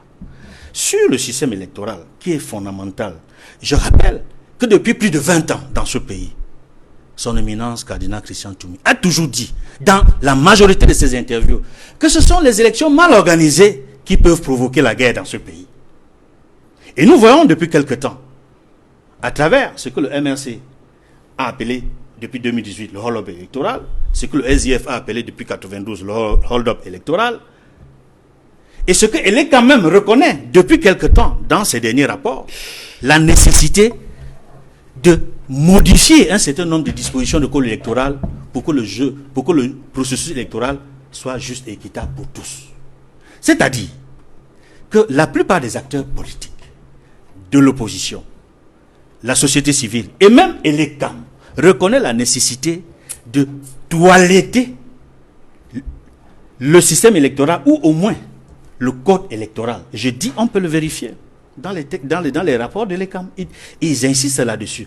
Donc, sur cette revendication-là, je pense qu'elle est fondamentale. Il est important qu'en face, on puisse écouter la société civile et les partis politiques, y compris les autorités morales, qui estiment qu'il est bon, il est de bon ton d'apaiser en réglant, en avançant dans le règlement pacifique et politique de la crise anglophone et en améliorant le processus électoral au Cameroun pour ne pas vivre des situations complexes et dangereuses. Après vous, Edmond Kamgia, Maître Lavoisier Tchapi, sur ces revendications liées au système électoral et la crise anglophone, pourquoi c'est une urgence aujourd'hui, alors qu'au sein du parti au pouvoir, on estime qu'il faut d'abord aller vers les élections régionales pour parachever le système de la décentralisation au Cameroun? Je pense que le régime du RDPC est visiblement dans une logique insurrectionnelle. C'est le RDPC qui veut déclencher une insurrection au Cameroun. Ce n'est pas l'opposition. Et je vais revenir sur le débat juridique pour dire que malheureusement, il n'y a pas un avocat sur le plateau, pour dire que nous avons évoqué les textes internationaux qui proclament la liberté de manifestation. Edmond Kamgia a évoqué l'article 45 de la Constitution, qui dit que ces conventions internationales ont une valeur supérieure aux lois internes. Ça veut dire quoi? Ça veut dire que, et d'ailleurs, l'article 45 de la Constitution rejoint l'article 2 du Code pénal. Ça veut dire quoi? Ça veut dire que il est interdit à une loi interne de restreindre une liberté déjà proclamée par une convention internationale ratifiée par le Cameroun. Tout à fait. C'est interdit. En d'autres termes, la loi de 1990 sur la liberté des associations, sur la liberté des réunions et des manifestations, qui donne le pouvoir au sous-préfet d'interdire une manifestation sous prétexte de troubles à l'ordre public, est une disposition qui viole les conventions internationales. À partir du moment où ces conventions internationales ont une valeur supérieure aux lois, on ne peut plus appliquer la disposition, l'article 8 de la loi de 90 qui donne pouvoir au sous-préfet d'interdire une manifestation. À ce moment, c'est les conventions, s'il vous plaît. À ce moment, c'est les conventions internationales qui prévalent. Que vous citez Ça veut de manière dire que sélective. les manifestations, il est interdit de les interdire. Voilà donc, et je disais que le RDPC est visiblement dans une logique insurrectionnelle parce que la crise dans le nord-ouest et le sud-ouest, jusqu'à présent, le pouvoir n'a appliqué que des solutions cosmétiques, des solutions qui effleurent le problème. Les anglophones n'ont jamais demandé que vous recrutez les gens à l'ENAM. Les anglophones n'ont jamais demandé que vous ouvrez une section de la common law, soit à l'ENAM ou à la Cour suprême. Ils n'ont jamais demandé ça. Les anglophones ont un problème fondamental.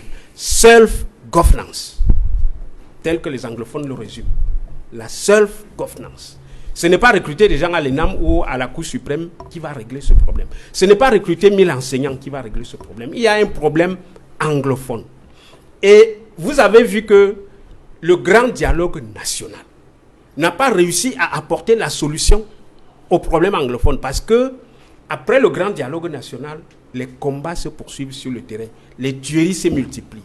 Soit les forces de l'ordre, soit les populations civiles, les Camerounais meurent en masse dans le sud-ouest et le nord-ouest.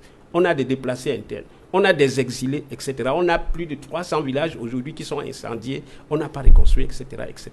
Alors ça fait que le grand dialogue national n'a pas résolu le problème. Pourquoi? Parce qu'au grand dialogue national, les anglophones n'étaient pas représentés. Vous avez choisi quelques gens, comme le RDPC sait le faire, utiliser la fortune publique pour acheter et bâillonner l'expression des citoyens, pour demander à ce que tout le monde chante la même chanson, maintenir pratiquement la pensée unique dans notre pays. C'est ça que vous avez fait au grand dialogue national. Vous êtes en train de me contredire, maître. La loi sur le Code général de la décentralisation n'a pas non plus apporté la solution au problème anglophone. Le SDF a toujours, et le chairman en tête l'a toujours dit, il le dit d'ailleurs depuis qu'il est aux États-Unis, il a accordé plusieurs interviews pour le dire, let's sit and talk. Asseyons-nous et discutons. Discutez avec les anglophones. Vous n'avez pas discuté jusqu'aujourd'hui avec les anglophones. Et pour cela, je dis que c'est le RDPC qui est en train d'inciter le peuple camerounais à l'insurrection. Mais pour le gouvernement, le cadre de dialogue est permanent à travers les rencontres qu'il y a entre les ministres de la République et les représentants de ces populations dans le nord-ouest et le sud-ouest. Plusieurs missions ont été dépêchées dans cette partie du Cameroun pour rencontrer ces populations et recueillir leur avis transmis au président de la République. Il y a le coordonnateur du plan présidentiel pour la reconstruction du nord-ouest et du sud-ouest qui a discuté récemment avec les populations et qui a annoncé que leurs doléances ont été prises en compte dans ce plan de reconstruction pour le nord-ouest et le sud-ouest. Pour vous, est-ce que cela peut décrisper les tensions et permettre aux leaders politiques d'envisager sereinement l'avenir du Cameroun? Non, je ne le pense pas. Parce que ce plan de reconstruction, j'ai dit qu'on n'a pas adressé la question du fond de la question anglophone. La reconstruction du Nord-Ouest, vous reconstruisez pour qui? Pour des gens qui sont en exil au Nigeria? Pour plus de millions d'anglophones qui sont éparpillés sur l'ensemble du territoire et qui ne sont pas retournés? Vous reconstruisez pour qui? Pour reconstruire, il faut que ces gens, il faut qu'il y ait cessez-le-feu. Il faut qu'on favorise le retour des exilés internes et externes. Il faut qu'il y ait la paix dans ces deux régions. À ce moment, vous pouvez sereinement engager des constructions. Vous allez construire pour des écoles qui ne vont pas fonctionner et qui vont même être détruites. Vous allez faire des ponts que les ambazoniens viendront détruire la nuit, etc., etc.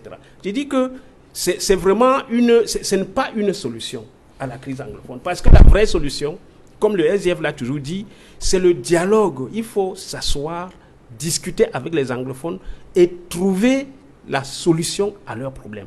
Si on parle du code électoral, je voudrais dire que au lancement du SDF en 1990, le problème s'est posé.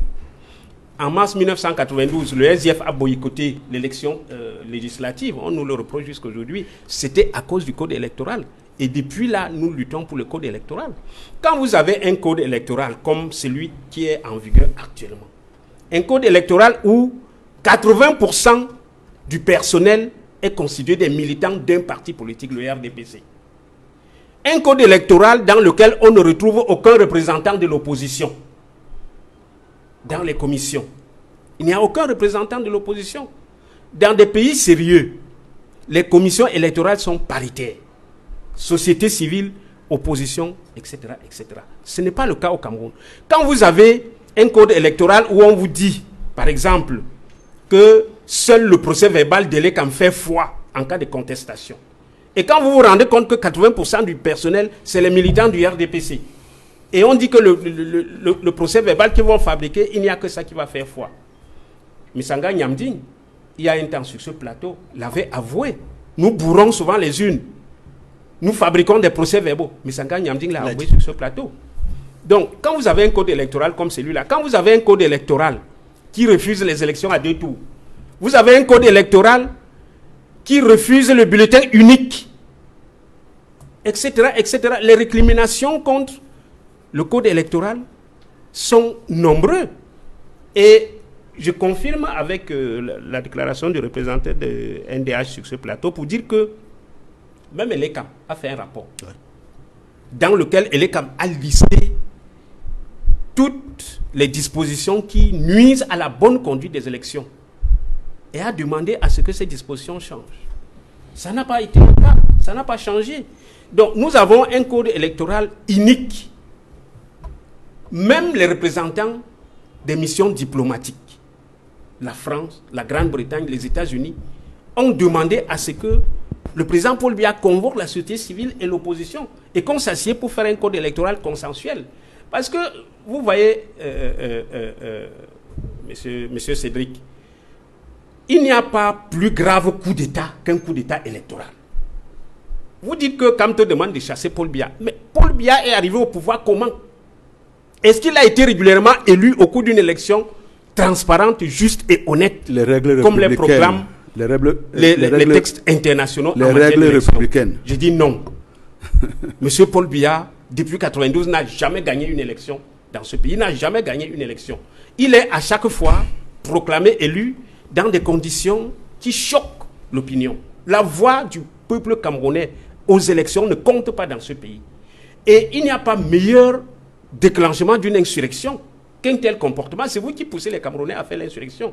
Maintenant, vous dites que le 22, Maurice Kamto, parce qu'il a demandé à ses militants de descendre dans la rue pour demander le départ de Paul Biya, c'est une insurrection. J'ai dit non. Vous faites un procès d'intention. Et vous savez que selon la loi pénale, l'intention n'est pas condamnable. C'est l'acte posé qui est condamnable. Quand vous posez un acte, on va le condamner après. Quand vous posez un acte, après le renversement du pouvoir. Dans l'acte que vous avez posé, s'il y avait une intention. Et oui, tant qu'on n'a pas posé un acte, c'est le procès d'intention que vous faites. Vous chutez sur la position de l'Église catholique. C'est ça? La position de l'Église catholique, je vais le dire. vous avez tenté à plusieurs reprises d'amadouer, de mettre sous silence l'Église catholique du Cameroun. Vous avez recruté Monseigneur Dieudonné Watio au Conseil électoral d'élections Cameroun, l'évêque de Bafoussam. Vous l'avez recruté. Mais ce que Monseigneur Watio a vu à Elekam, c'était tellement monstrueux qu'il a jeté l'éponge, il a démissionné. Il a dit, en tant qu'homme de Dieu, respectant la parole du Seigneur, je ne peux pas me mettre à salir mes mains sur ce qui se passe à Elekam. Voilà un évêque qui a démissionné parce que le code électoral dans lequel vous l'avez mis ne lui permettait pas d'assurer que la voix du Cameroun compte au cours d'une élection. Donc pour dire que vraiment la marche du 22, c'est une marche pacifique. Vous avez dit marche pacifique. Le MSC a dit c'est une marche pacifique. Le SDF a demandé à ses militants de participer à cette marche. Vous retrouverez les militants du SDF dans la rue parce que depuis 90, nous sommes dans la rue et nous nous battons pour qu'il y ait la démocratie dans notre pays. Et le ministre de l'administration territoriale a prévenu tous ceux qui vont se retrouver dans la rue feront l'objet d'arrestations et de gardes à vue administratives. Est-ce que vous le savez? Oui, Maître Lavoisier Sapie. Le ministre de l'administration territoriale, il a même prévu qu'il va envoyer les abeilles aux citoyens. Mais sachez que les abeilles, là, c'est une arme à double tension. Si vous envoyez les abeilles dans la rue et que les abeilles, là, trouvent que ce qu'on réclame dans la rue est juste, ces abeilles vont retourner vous retrouver dans votre bureau. Après, et c'est vous qui allez en partie. Mais je voudrais dire que le ministre de l'administration territoriale n'est pas dans son rôle. Il n'est pas le délégué général à la sûreté nationale. Il n'est pas le ministre de la justice. Il n'est pas le secrétaire, il n'est pas le ministre de la défense. De quoi se mêle-t-il? Après vous, Maître Lavoisier Sapie, Samuel Maud, pourquoi il y a toujours ce sentiment donné aux Camerounais que la solution, c'est la répression face aux revendications politiques posées par l'opposition? C'est vous qui donnez à l'activité du gouvernement un caractère répressif. Non, non, arrêtons de sourire. Oui, c'est pas la guerre. Non, justement, je voudrais vous rappeler. C'est la réalité. Écoutez, je vais vous rappeler. Éric Druyer, manifestant gilet jaune, dans un plateau de télévision, a tout simplement dit, s'il arrive à proximité de l'Élysée, je rentre dedans. On a considéré que ça avait caractère à l'amener à une condamnation. Il a été condamné pour 15 mois avec sursis. Mais je voudrais vous dire que Attendez, c'est une mauvaise décision. C'est une mauvaise décision. Parce qu'on a condamné une intention. On a condamné une intention. Je vous en prie. Samuel Maud a la parole. Je suis curieux. Vous avez la parole, honorable Samuel Maud. Allez-y. Je suis curieux d'entendre Maître Sapie revenir devant une telle énormité en disant effectivement, il ne pourrait être condamné qu'après renversement du régime parce qu'effectivement, c'est à ce moment-là qu'on va considérer qu'il a été consommé. Attendez, il a également, il a voulu vous égarer tout à l'heure en mode prétend des propos. Je suis revenu sur 1987 parce que là également, dans le cas de Éric Druyer, la France est réputée au monde comme étant le pays des Lumières, le pays des libertés. Quand on en arrive à condamner quelqu'un qui, dans un plateau de télévision, a tout simplement dit nous rentrons dedans, effectivement, il faut comprendre que la liberté a des limites. Et si vous revenez sur 1789 pour vous dire effectivement que nous sommes dans une période de liberté, une période libertaire, où on pense qu'on peut tout faire, on peut casser, on peut tuer. Mais qui a cassé? Attendez, Qui a cassé? attendez, Maître Sapie. Ni le SDF, ni le MRC, aucun parti de l'opposition n'a jamais rien cassé. On est dans Rien une période cassé. de liberté. Mais c'est vous qui utilisez l'armée On est et les forces de maintien de l'ordre pour tuer les Camerounais. Je vous en prie, on est dans une Maître période, Sapie. on est dans une période Vous libertaire. avez tué en 90. Je vous en prie, Maître Sapie. Il a la parole. Vous avez tué en 2008. Vous vous apprêtez à tuer le 22. On est dans une période libertaire où on pense effectivement qu'on peut guillotiner le roi. Et une fois qu'on a guillotiné le roi et que les esprits sont calmés, on dit effectivement à travers cet article 4 qu'effectivement c'est très bien d'avoir des libertés, mais si nous ne donnons pas, une limitation, si nous ne donnons pas à cette limitation, à cette liberté-là, effectivement, la société va aller à volo. C'est le sens effectivement de la liberté, de la limitation. Mais parce que quand vous allez entendre parler sur la hiérarchie des normes juridiques, Maître Sapie, on n'a pas de divergence là-dessus. Ce que je vous reproche ici, c'est d'avoir une citation sélective. Parce que quand vous avez cité jusqu'à l'article 20, vous oubliez que l'article 29 existe, où on vous dit effectivement, parce qu'il y a une loi qui réglemente ces libertés-là, on peut trouver un encadrement. Et l'article 8 sur lequel nous nous appuyons aujourd'hui sur le plan interne, cet article-là n'est pas anticonstitutionnel, parce qu'elle dit effectivement, vous êtes libre de manifester, vous avez tout simplement pas à aller demander une autorisation auprès de l'autorité administrative pour pouvoir savoir si vous manifestez ou pas, vous déclarez tout simplement. Mais il y a un bémol à cela. L'administration restera juge de savoir s'il y a une opportunité à pouvoir le faire, et notamment il va s'appuyer sur une grille de lecture qui est définie ici, laquelle la bonne foi, et qui est également le fait du précédent. Quand le fait du précédent ne plaide pas pour vous, malheureusement, sur le fond des revendications, honorable Samuel Maud, sur le fond des revendications politiques, donc sur le fond des revendications politiques, le système électoral et la crise dans le nord-ouest du sud-ouest. J'ai tendance à paraphraser un ami qui tout récemment disait, le consensus également dans une démocratie, c'est une imposture. Oh, oui, vous pouvez réagir comme ça. C'est une imposture parce qu'effectivement, quand les sujets sont brûlants, Edmond Kamga, quand les sujets sont brûlants et que les positions sont cristallisées, qu'est-ce que vous avez comme poste de sortie? C'est pas que vous soyez unanime. Passage en force. Attendez, c'est pas passage en force, madame. C'est effectivement de recourir. C'est effectivement, c'est le problème, c'est la différence, la divergence, le point de vue différent profond entre vous et moi. C'est de recourir effectivement à une autorité suprême qui va vous départager. L'autorité suprême en termes de point de vue divergent dans une république, c'est effectivement l'électeur.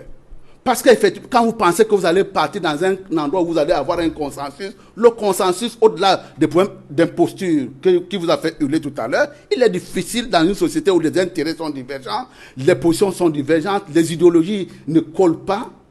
Il est difficile de pouvoir dire à un moment donné, on va être divergent sur tous les points de vue. Mais avant que le lecteur ne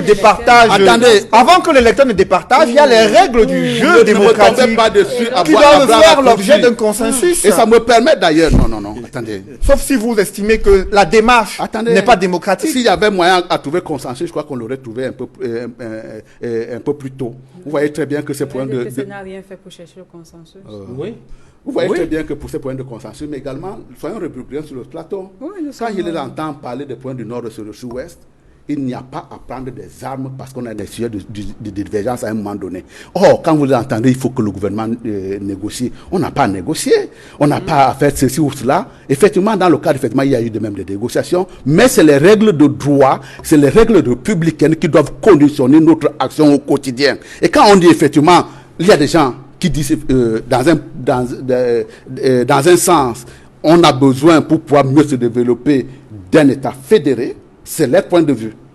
Il y a des gens également qui pensent qu'au-delà de la fédération, on peut avoir un minimum de centralisme, c'est leur point de vue. Et lorsqu'on a fini de discuter, ces deux problèmes-là sont déposés sur la table, c'est de dire effectivement, on va recourir à un arbitre. Et cet arbitre-là, ce sera le citoyen qui va nous départager. Et lorsqu'on est minoritaire dans un point de vue qu'on a défendu, on n'a pas à prendre des armes. Dans le cas du Nord et du Sud, au-delà du fait que le gouvernement a effectivement négocié, vous voyez très bien que les gens sont donnés des libertés de prendre des armes et mettre ça pire, les encenser pendant un moment et continuer à les encenser. Ce n'est absolument pas républicain tout ça. Ce qui est républicain, c'est de dire effectivement il y a des règles de droit qui sont établies et que dans le cas effectivement d'un point de vue divergent, c'est l'État qui va nous, c'est les citoyens qui vont nous séparer. Là également, il parle sur les problèmes de code électoral. Très bien. Qu'il y ait des toilettages à faire, madame. C'est possible. Rien n'est parfait sur cette terre. Tout est perfectible. C'est ce qu'on dit souvent. Sauf que quand je vous entends, vous parlez très souvent des problèmes de composants sociologiques qui ne sont pas codifiés. Ce n'est pas ça qui conditionne la transparence d'un système électoral. Quand vous parlez de points de genre, effectivement, nous sommes conscients qu'il y a des points de genre. Quand vous parlez de points d'âge, à l'intérieur des partis politiques, évidemment, on devait être sensibilisé de fait que ces problèmes-là, pour une cohésion de la société, que ce problème-là puisse être, sans toutefois qu'on passe par un corpus réglementaire. Et dans le cas de ce que nous venons de faire là, en ce qui concerne la sélection de nos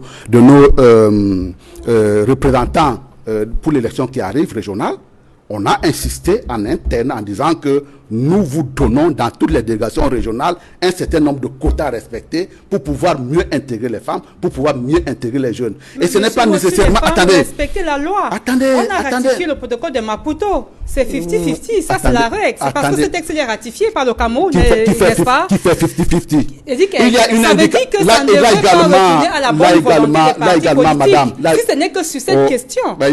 Mais vous savez que ce n'est pas qu'une question liée aux gens. Elle est en train de m'interrompre. La déclaration de Maputo, c'est une directive. Ce n'est pas la déclaration. Je parle bien du protocole à la charte africaine des droits de l'homme et des peuples relatifs aux droits des femmes. C'est un protocole à la charte et il est ratifié par le Cameroun. Elle n'a pas ce caractère contraignant. Je vous en prie. Ce texte est ratifié. Ça n'a pas ce caractère contraignant là que vous voulez. C'est un caractère contraignant parce que c'est un protocole à la charte. L'honorable Samuel Mot a la parole. Allez-y, honorable. C'est ma terminé. Oui, allez-y, terminé. Ça n'a pas un caractère contraignant que vous voulez lui donner. C'est pas vrai ce que vous dites. Je ne peux pas vous laisser dire ça, c'est pas vrai. Vous allez réagir après. Permettez qu'il aille jusqu'au bout. Et autrement dit, l'ensemble des pays africains seraient en porte-à-faux par rapport à une directive comme celle-là. Nous parlons du Cameroun, mais du protocole. Ne parlons pas seulement du Cameroun. Je vous en prie, l'honorable Samuel Mot a la parole. Au-delà de cette question liée aux gens, ça ne pourrait pas. Il y a le système électoral, le conseil électoral, l'implication de l'administration qui pose problème. C'est sur ces grandes questions sur lesquelles nous aimerions avoir votre point de vue. Je voudrais seulement vous faire noter, il a également prêché par l'exemple, ou alors en prenant des cas précis. Et il vous souvient qu'en 2018, nous avons perdu l'élection à Douala. Avec un système électoral dont vous faites un portrait catastrophique. Nous avons perdu l'élection à Douala. Notre système électoral est l'un des plus transparents au monde. Là, je vous donne le droit également de hurler. Assis sur un certain nombre de piliers. Lesquels piliers qui permettent de garantir la transparence? Attendez, assis sur un certain nombre de piliers qui fait que lorsque nous avons avec nous un certain nombre d'acteurs en responsabilité, on peut gagner une élection, tout comme on peut la perdre. La première chose que je voudrais citer, ayant en mémoire que nous avons perdu l'élection à Douala, et dans le cadre de ce cheminement-là pour la liberté, pour la transparence, les piliers sont qu'aujourd'hui, le système d'inscription sur les listes électorales est encadré et contrôlé. La création également des bureaux de vote est encadrée et contrôlée.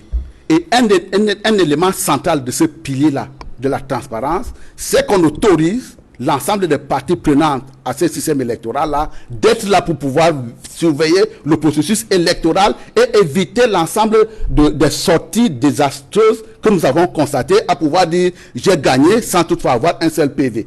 Il y a le maître Sapi qui venait de dire tout à l'heure, on dit que c'est le PV de l'ECAM qui fait froid. Je mets Sapi en défi de dire dans un système comme le nôtre où on donne un PV à 5 personnes qui ont participé à la même élection, je lui donne la possibilité de me apporter la preuve qu'une personne là-dedans, parce qu'elle s'appelle l'ECAM, va modifier le PV. Mais encore une dernière fois, dans le cas effectivement de cette élection-là, les gars de l'ECAM ont été interpellés et nous ont dit, mais écoutez les gars, vous dites effectivement que c'est mon PV qui fait froid. Souvenez-vous ce qui s'est passé dans une élection à Douala 5e à un moment donné. Le PV de l'ECAM avait été rejeté parce qu'il portait des surcharges, et le PV qui a été pris en considération, c'est le PV d'un parti d'opposition. Ça, les propos ne sont pas de moi, les propos sont de Cabral Libi, vous pouvez l'aimer ou le détester, ce sera selon. Mais dans un système comme celui-là, où on demande que les gens puissent être responsables, à pouvoir veiller et sécuriser leur système, c'est ça qui fait le fondement partout ailleurs au monde, c'est le fondement central de la transparence d'une élection. Sinon, lorsque vous avez un acteur qui est défaillant, ça vous donne le spectacle que ça a donné à Chicago, où on vous dit qu'il faut monter à Washington avec des cartes perforées parce que Al Gore s'étant réveillé au milieu de la nuit sans rendre compte qu'il y a quelque chose de pas très commode qui s'est passé quelque part en Californie, dans l'état où le frère de George Bush était en Floride, autant pour moi, était gouverneur. Vous avez bien suivi ça. Il faut donc qu'on puisse contrôler. Et quand vous avez des gens qui sont en échec, qui pensent qu'ils partent dans... Pourquoi attendez. Et les camps se plaignent de ce que madame venait de dire.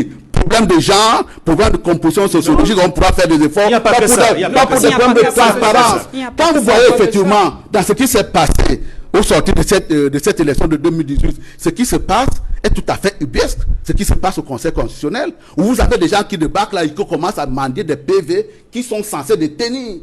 Vous n'avez certainement pas les moyens pour aller dans les bureaux de vote, mais encore, quand il parle de responsabilité, quand vous êtes engagé, même le bureau de vote local, vous devez être en mesure de le contrôler. Parce qu'autrement dit, ici, il n'y a rien passé, vous allez commencer à soupçonner tout le monde. Si vous n'avez pas contrôlé, vous la fermez. Et donc, dans le cas d'effectivement de la centralisation même, vous vous rendez compte, nous avons 52 départements par dire. Combien de membres de partis de l'opposition sont là au moment où on centralise? Ils ne sont pas là. Et ils vont au Conseil constitutionnel pour pouvoir dire, s'il vous plaît, monsieur le président, est-ce que vous pouvez nous mettre pourquoi les représentants de l'administration et les membres de l'ECAM ne sécurisent pas? Vous ne faites pas confiance. Parce que si l'opposition n'est pas là, on doit fouiller les unes. Mais également, et tout ça. là aussi, c'est qu'il nous fait les... Oui. C'est ça qui m'a été donné comme argument partout ailleurs, en disant que partout ailleurs, dans les autres pays, c'est totalement faux. Vous prenez tous les systèmes électoraux, on vous dit effectivement, les personnes qui doivent le faire, c'est les autres. Et encore une dernière fois, vous devez être...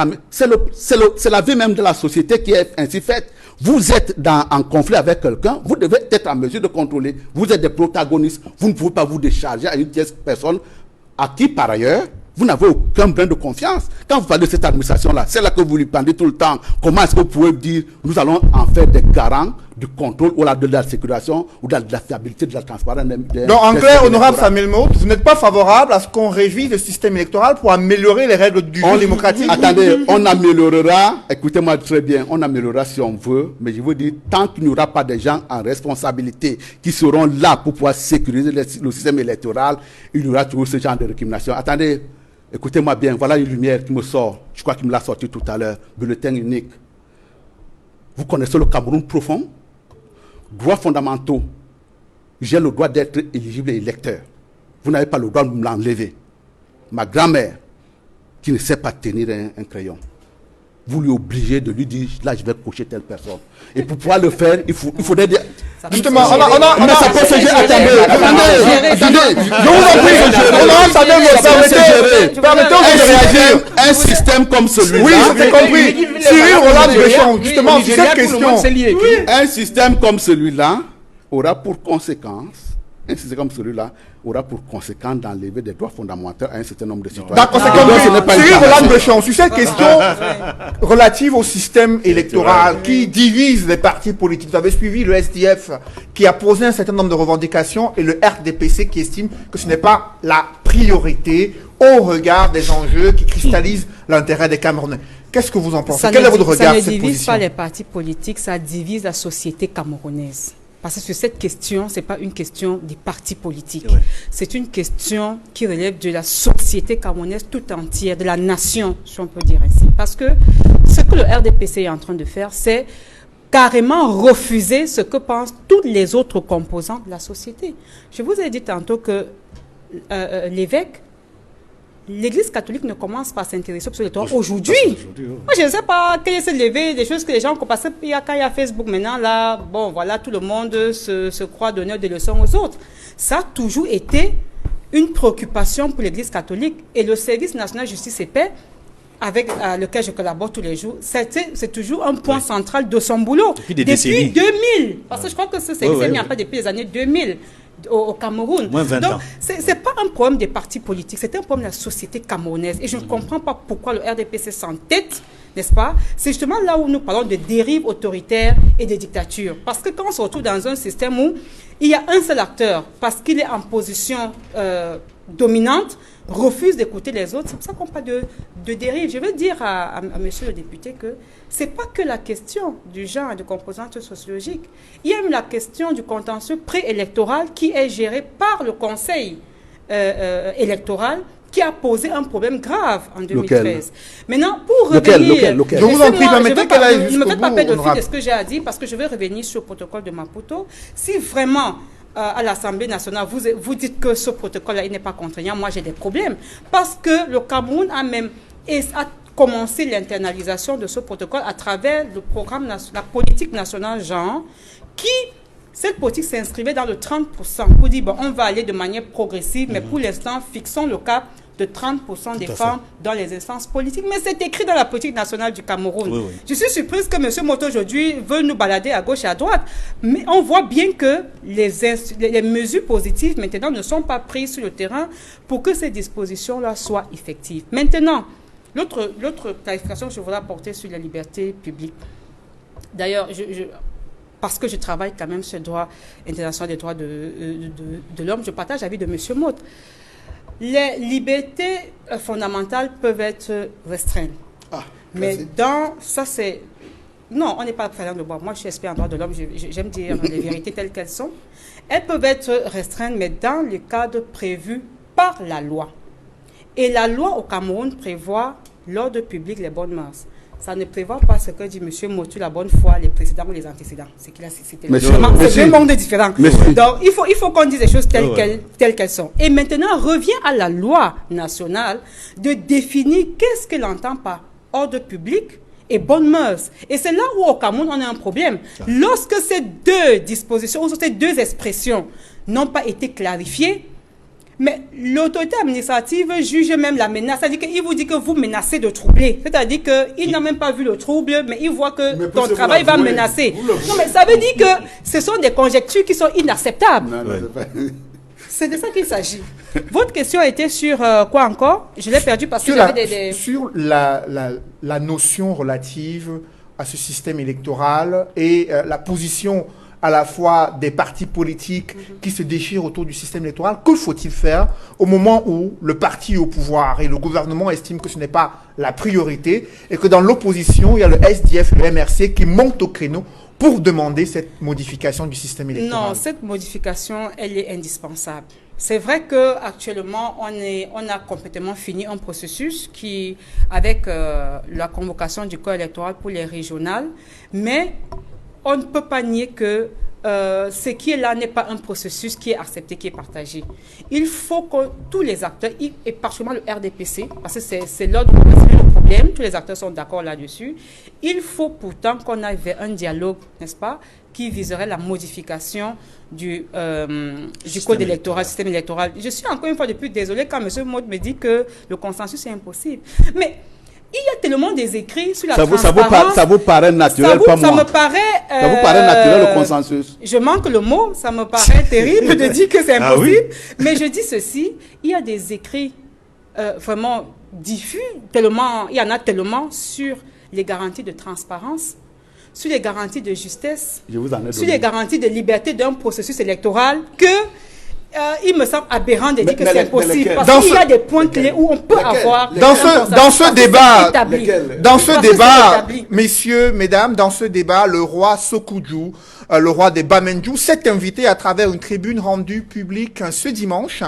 Il s'adresse notamment aux dirigeants du Cameroun en précisant, honorable Samuel Mo, je vous prie de suivre, que les dirigeants du Cameroun arrêtent de cogner la main sur la poitrine en se trompant que le Cameroun c'est pour eux seuls et qu'ils invitent les autres acteurs autour d'une table pour discuter sur la bonne marche du pays, sur les règles du jeu et sur la préservation de la paix. Cela permettra de calmer les esprits. Est-ce que vous êtes prêts de vous inscrire dans cette logique que recommande ce gardien des traditions? Nous sommes fondamentalement dans cette logique, même si... Pourquoi donc ne pas inviter les leaders de cette marche prévue le 22 septembre pour discuter des revendications qu'ils ont posées, honorable Samuel Maud? Madame veut vivre dans un monde qui n'est pas un monde réel. Ah bon?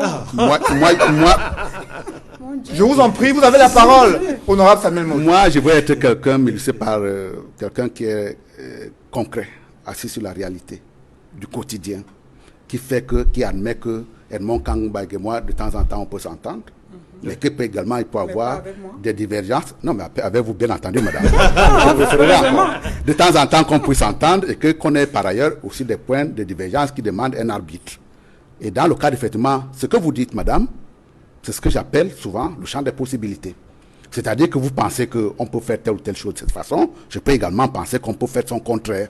Nous sommes dans phase de champ des possibilités. Mais encore une dernière fois, évitez de transporter votre pensée en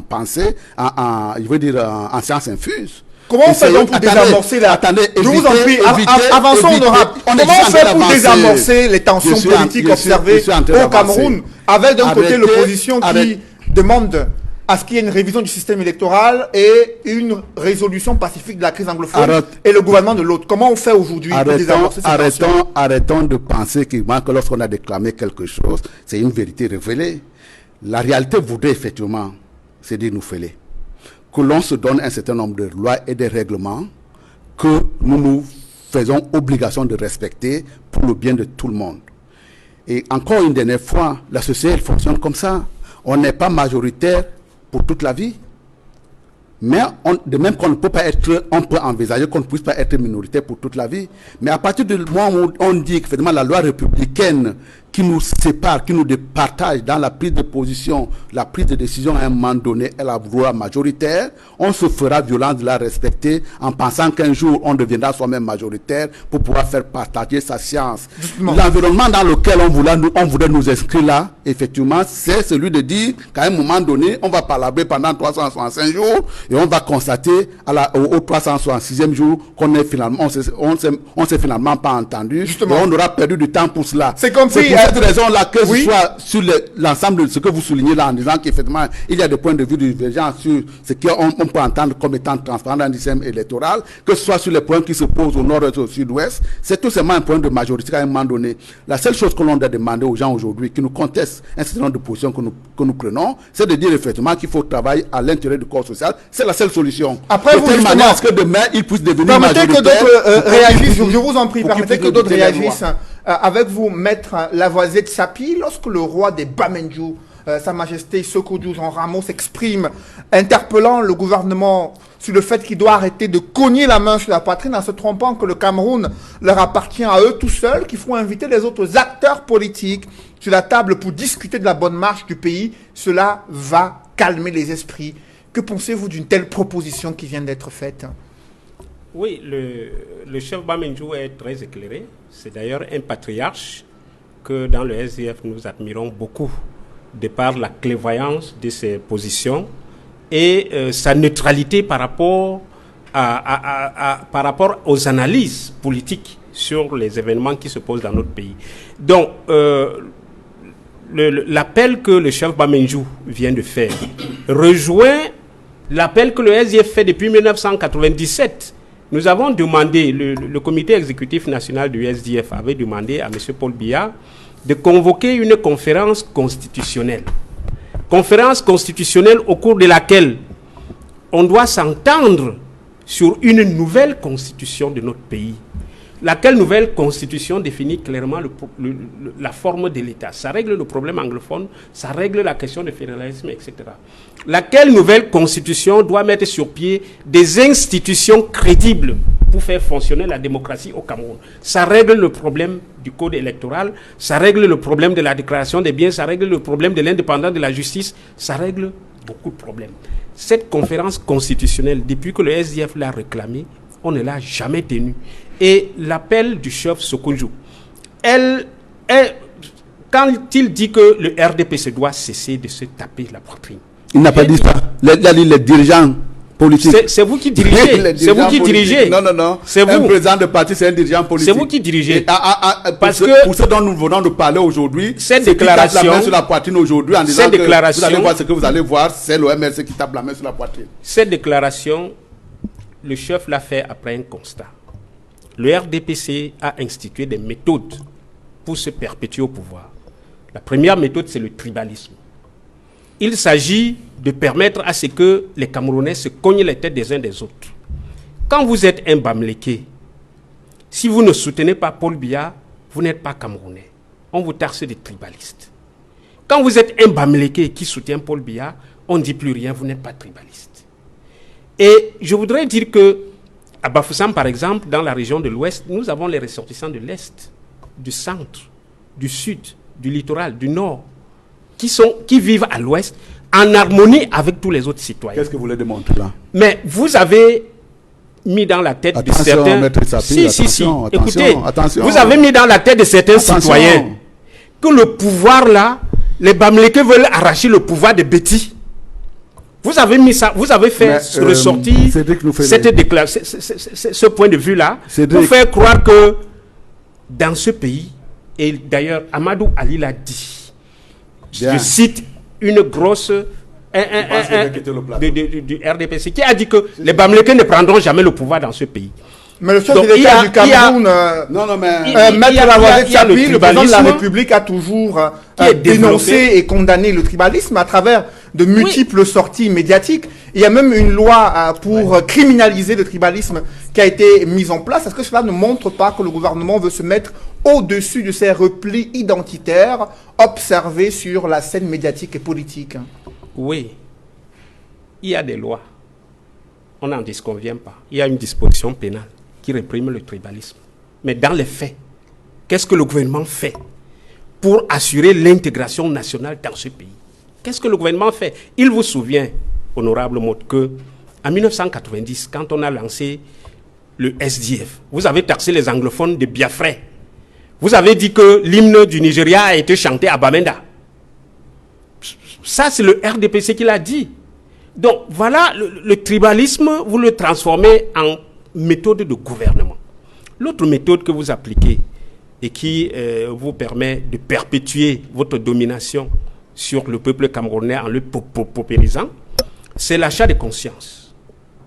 Le RDPC puise largement dans les fonds publics pour acheter tout le monde. Dès qu'on sent que la menace du pouvoir vient de ce côté-là, on essaye de voir qui sont les gens qu'on peut acheter. Ils puisent largement dans les fonds publics pour acheter les consciences. Et puis vous avez l'intimidation. Et quand l'intimidation ne suffit pas, regardez à partir d'aujourd'hui, regardez les carrefours de Douala, de Yaoundé, de Bafoussam. Vous verrez les armes militaires plantées partout, à compter d'aujourd'hui. Parce que des Camerounais vont oser dire que Paul Biya gouverne mal. Il faut qu'on sorte les armes, il faut qu'on les tue. C'est ce qui se passe dans le Cameroun anglophone. Quand vous trouvez que des gens ont des revendications légitimes, au lieu de négocier, au lieu de s'asseoir et examiner entre Camerounais ces problèmes, on préfère brandir les muscles. On préfère sortir les armes. Parce que vous avez l'armée à votre disposition. Vous avez les gens, à ce propos, le ministre de l'administration territoriale a indiqué que les forces de maintien de l'ordre doivent travailler avec professionnalisme et sans faiblesse lors de ces manifestations prévues le 22 septembre prochain. Il n'a pas été question de tuer les Camerounais dans le discours officiel du gouvernement. Pour autant, Edmond Kamgia, comment on fait lorsqu'il y a une escalade politique comme celle observée ces derniers jours au Cameroun? Comment on désamorce ces tensions? Quelle stratégie faut-il mettre en place, à la fois au centre du pouvoir et au centre de l'opposition, pour aller vers une désescalade des tensions? Avant de répondre à cette question, je voudrais répondre à une sortie de M. Mott qui a dit que le consensus est une imposture. Je suis ahuri, sidéré, quand je l'entends d'un homme politique. Je me demande si véritablement c'est un homme politique. Parce que le consensus, c'est l'huile de moteur qui fait fonctionner la vie politique partout dans le monde entier. Il n'y a pas de vie politique sans consensus. Pour, justement, faire fonctionner normalement la vie politique et assurer la stabilité dans un pays. Je vais prendre un exemple, parce que je pourrais prendre 1000 exemples. Je prends un seul, que nous avons personnellement vécu. Lors de la rencontre tripartite de 91, où il y a eu un consensus sur la nécessité de mettre sur pied une commission technique chargée des affaires constitutionnelles, qui a évolué. Il y a eu la création d'un comité chargé de s'occuper de la Constitution, qui a été présidé même par le professeur agrégé de droit public, Joseph Ouna, qui avait été nommé par le chef de l'État. Ils ont travaillé, ils ont reçu les moutures, les propositions par fax, par téléphone et autres pour améliorer la Constitution de 72. Et sur la base d'un consensus, je voudrais le dire ici avec force, la plupart des dispositions nouvelles de la Constitution du 18 janvier 96, nouvelles par rapport à celle de 72, sont issues du consensus politique. Et parmi ces dispositions, il y a la limitation du mandat présidentiel. C'était le fruit d'un consensus.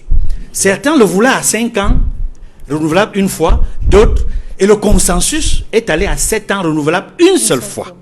Et je voudrais dire que certains, dans le débat sur les nouvelles dispositions de la Constitution actuelle de 96, estimaient qu'il fallait peut-être mettre une disposition qui fait en sorte que cette limitation s'applique au mandat en cours du chef de l'État. Mais le consensus a voulu que cette disposition ne soit pas mentionnée pour que le président de la République ait la possibilité, non pas de faire un seul nouveau mandat, puisqu'il avait été élu en 92 pour la première élection pluraliste, mais qu'il ait la possibilité pratiquement de faire non seulement un nouveau mandat, mais 2 mandats. C'est la raison pour laquelle, j'ai dit, c'est un consensus qui permet à Paul Biya d'être candidat à l'élection présidentielle, non seulement en octobre 97, mais aussi en octobre 2004. Et c'est la raison pour laquelle, de manière légitime, juste et justifiée, la plupart des collaborateurs du chef de l'État, qu'on a embassés aujourd'hui pour diverses raisons, qu'on appelle G11, étaient convaincus que pour ce consensus-là, pour lequel le chef de l'État était d'accord, il devait faire 2 nouveaux mandats, parce que les compteurs avaient été remis à zéro avec la nouvelle constitution de 96. C'est pour ça qu'il a eu 2 nouveaux, il a brigué 2 nouveaux mandats. Oui. Je dis parce que j'étais là. J'étais à la rencontre du parti. On a remis les compteurs à zéro pour qu'il fasse 2 nouveaux mandats, 97 et 2004, pour finir donc en 2011.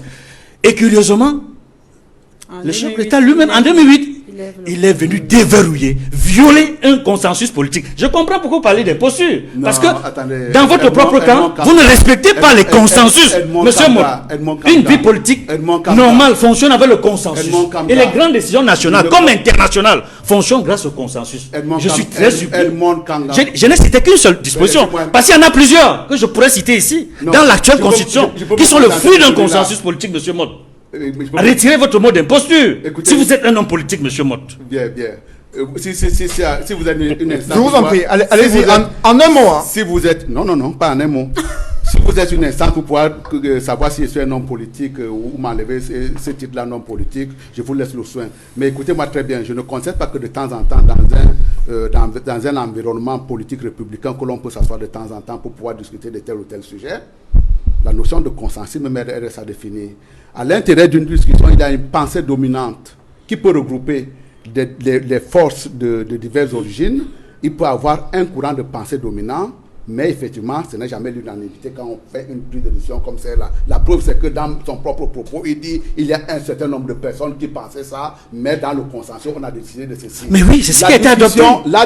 Mais vous consacrez le fait qu'effectivement, ce n'était pas une décision. Ils se sont alignés par la suite.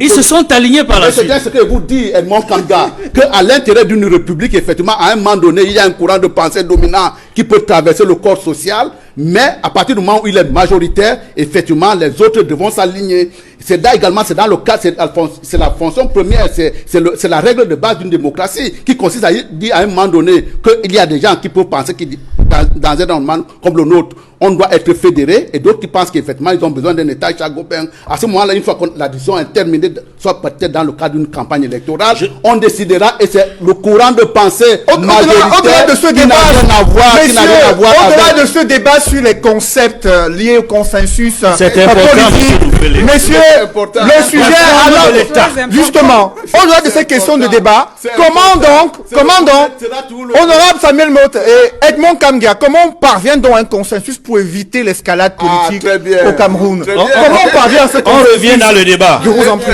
Et je voudrais toujours dans le consensus vous dire que l'adoption, l'introduction de l'expression République unitaire décentralisée dans la Constitution du 18 janvier 1996 est encore le fruit d'un consensus. Non. Oui, j'ai dit oui. Parce qu'il y avait 2 camps, les fédéralistes. Dépassons ce débat. Monsieur, dépassons ce débat. Il y avait 2 camps. Et les 2 camps ont accepté le compromis provisoire. Dépassons de la République décentralisée. Messieurs, dépassons. Au fédéralisme. Dépassons ce débat. Edmond Kanga, on sort comment de la situation actuelle avec des tensions et des camps qui se dessinent au sein du parti au pouvoir de l'opposition? Comment on fait pour désamorcer ces mouvements qui sont annoncés et cette stratégie de répression qui se met en place? Comment on fait avec d'un côté l'opposition qui revendique et qui souhaite manifester dans la rue, de l'autre côté le pouvoir qui reste sur ses positions et qui ne souhaite pas entendre ce qui vient de la part de certains partis de l'opposition? Comment on fait? Comment on parvient au consensus dans ce cas-là? J'appelle les autorités, les gouvernants, à écouter la voix de la sagesse de Sa Majesté, le chef Là, tu es supérieur en plein- Sokoudjou. tu es en pleine prédication là. Il dit, je les appelle à écouter la voix de ce patriarche qui a connu plusieurs vies, qui a un vécu, une expérience. Non seulement pendant la période de colonisation, enfin, entre guillemets, parce qu'on n'a jamais été une colonie, mais pendant que les Anglais et les Français administraient le Cameroun, il était là, il a connu des situations personnelles difficiles, de l'écouter et de favoriser un dialogue avec non seulement la société civile, mais également les leaders politiques de l'opposition pour détendre l'atmosphère politique. Merci, mesdames, messieurs, c'est la fin de cette émission. Merci à vous, honorable Samuel Motte, d'être venu sur ce plateau. Merci également à Edmond Kamgia d'avoir participé. Merci également à vous, messieurs, maître Lavoisier de Sapi et également Cyril Roland de Béchon. Non, mais je souris toujours. Mesdames, messieurs, c'est la fin de cette émission sur Equinox Télévision. Merci de l'avoir suivi et merci de rester sur Equinox Télévision. Le consensus, là, on va aller chercher. Non, c'est un peu pur le consensus. J'ai conclu par là où j'ai commencé. C'est le dialogue. C'est le dialogue.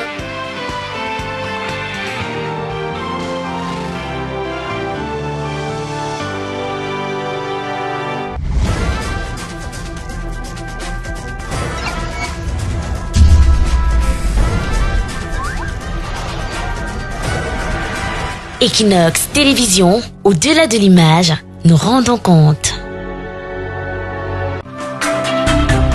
De lundi à vendredi sur Equinox Télévision. Est-ce qu'on peut faire la reconstruction alors même que la guerre n'est pas complètement achevée? Est-ce que cette affaire de reconstruction, Jean-Paul, je vais finir par là, n'est pas une nouvelle occasion encore pour que les gens mangent l'argent de la République? Il faudrait que le gouvernement se saisisse, en fait, travaille d'arrache-pied pour résoudre ce problème, parce que la santé publique est du ressort de la compétence des gouvernants. Nous sommes encore en période d'expansion, c'est-à-dire la phase montante.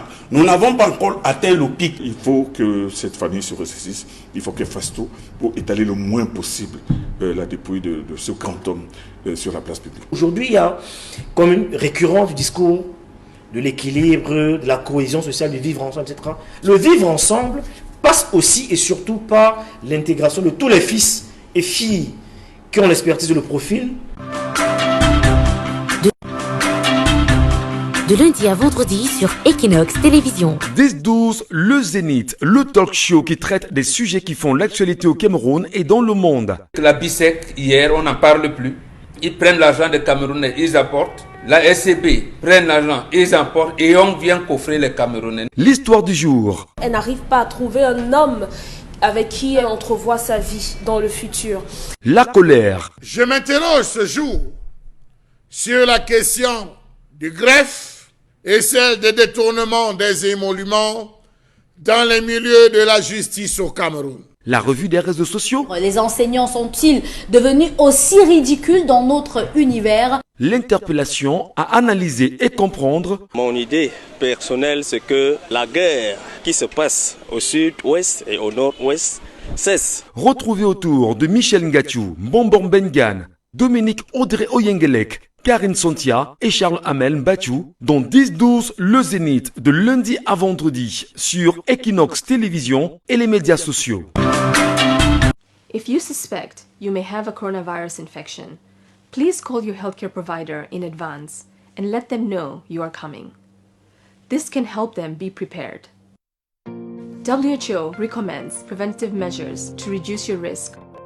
Wash your hands frequently using soap and water.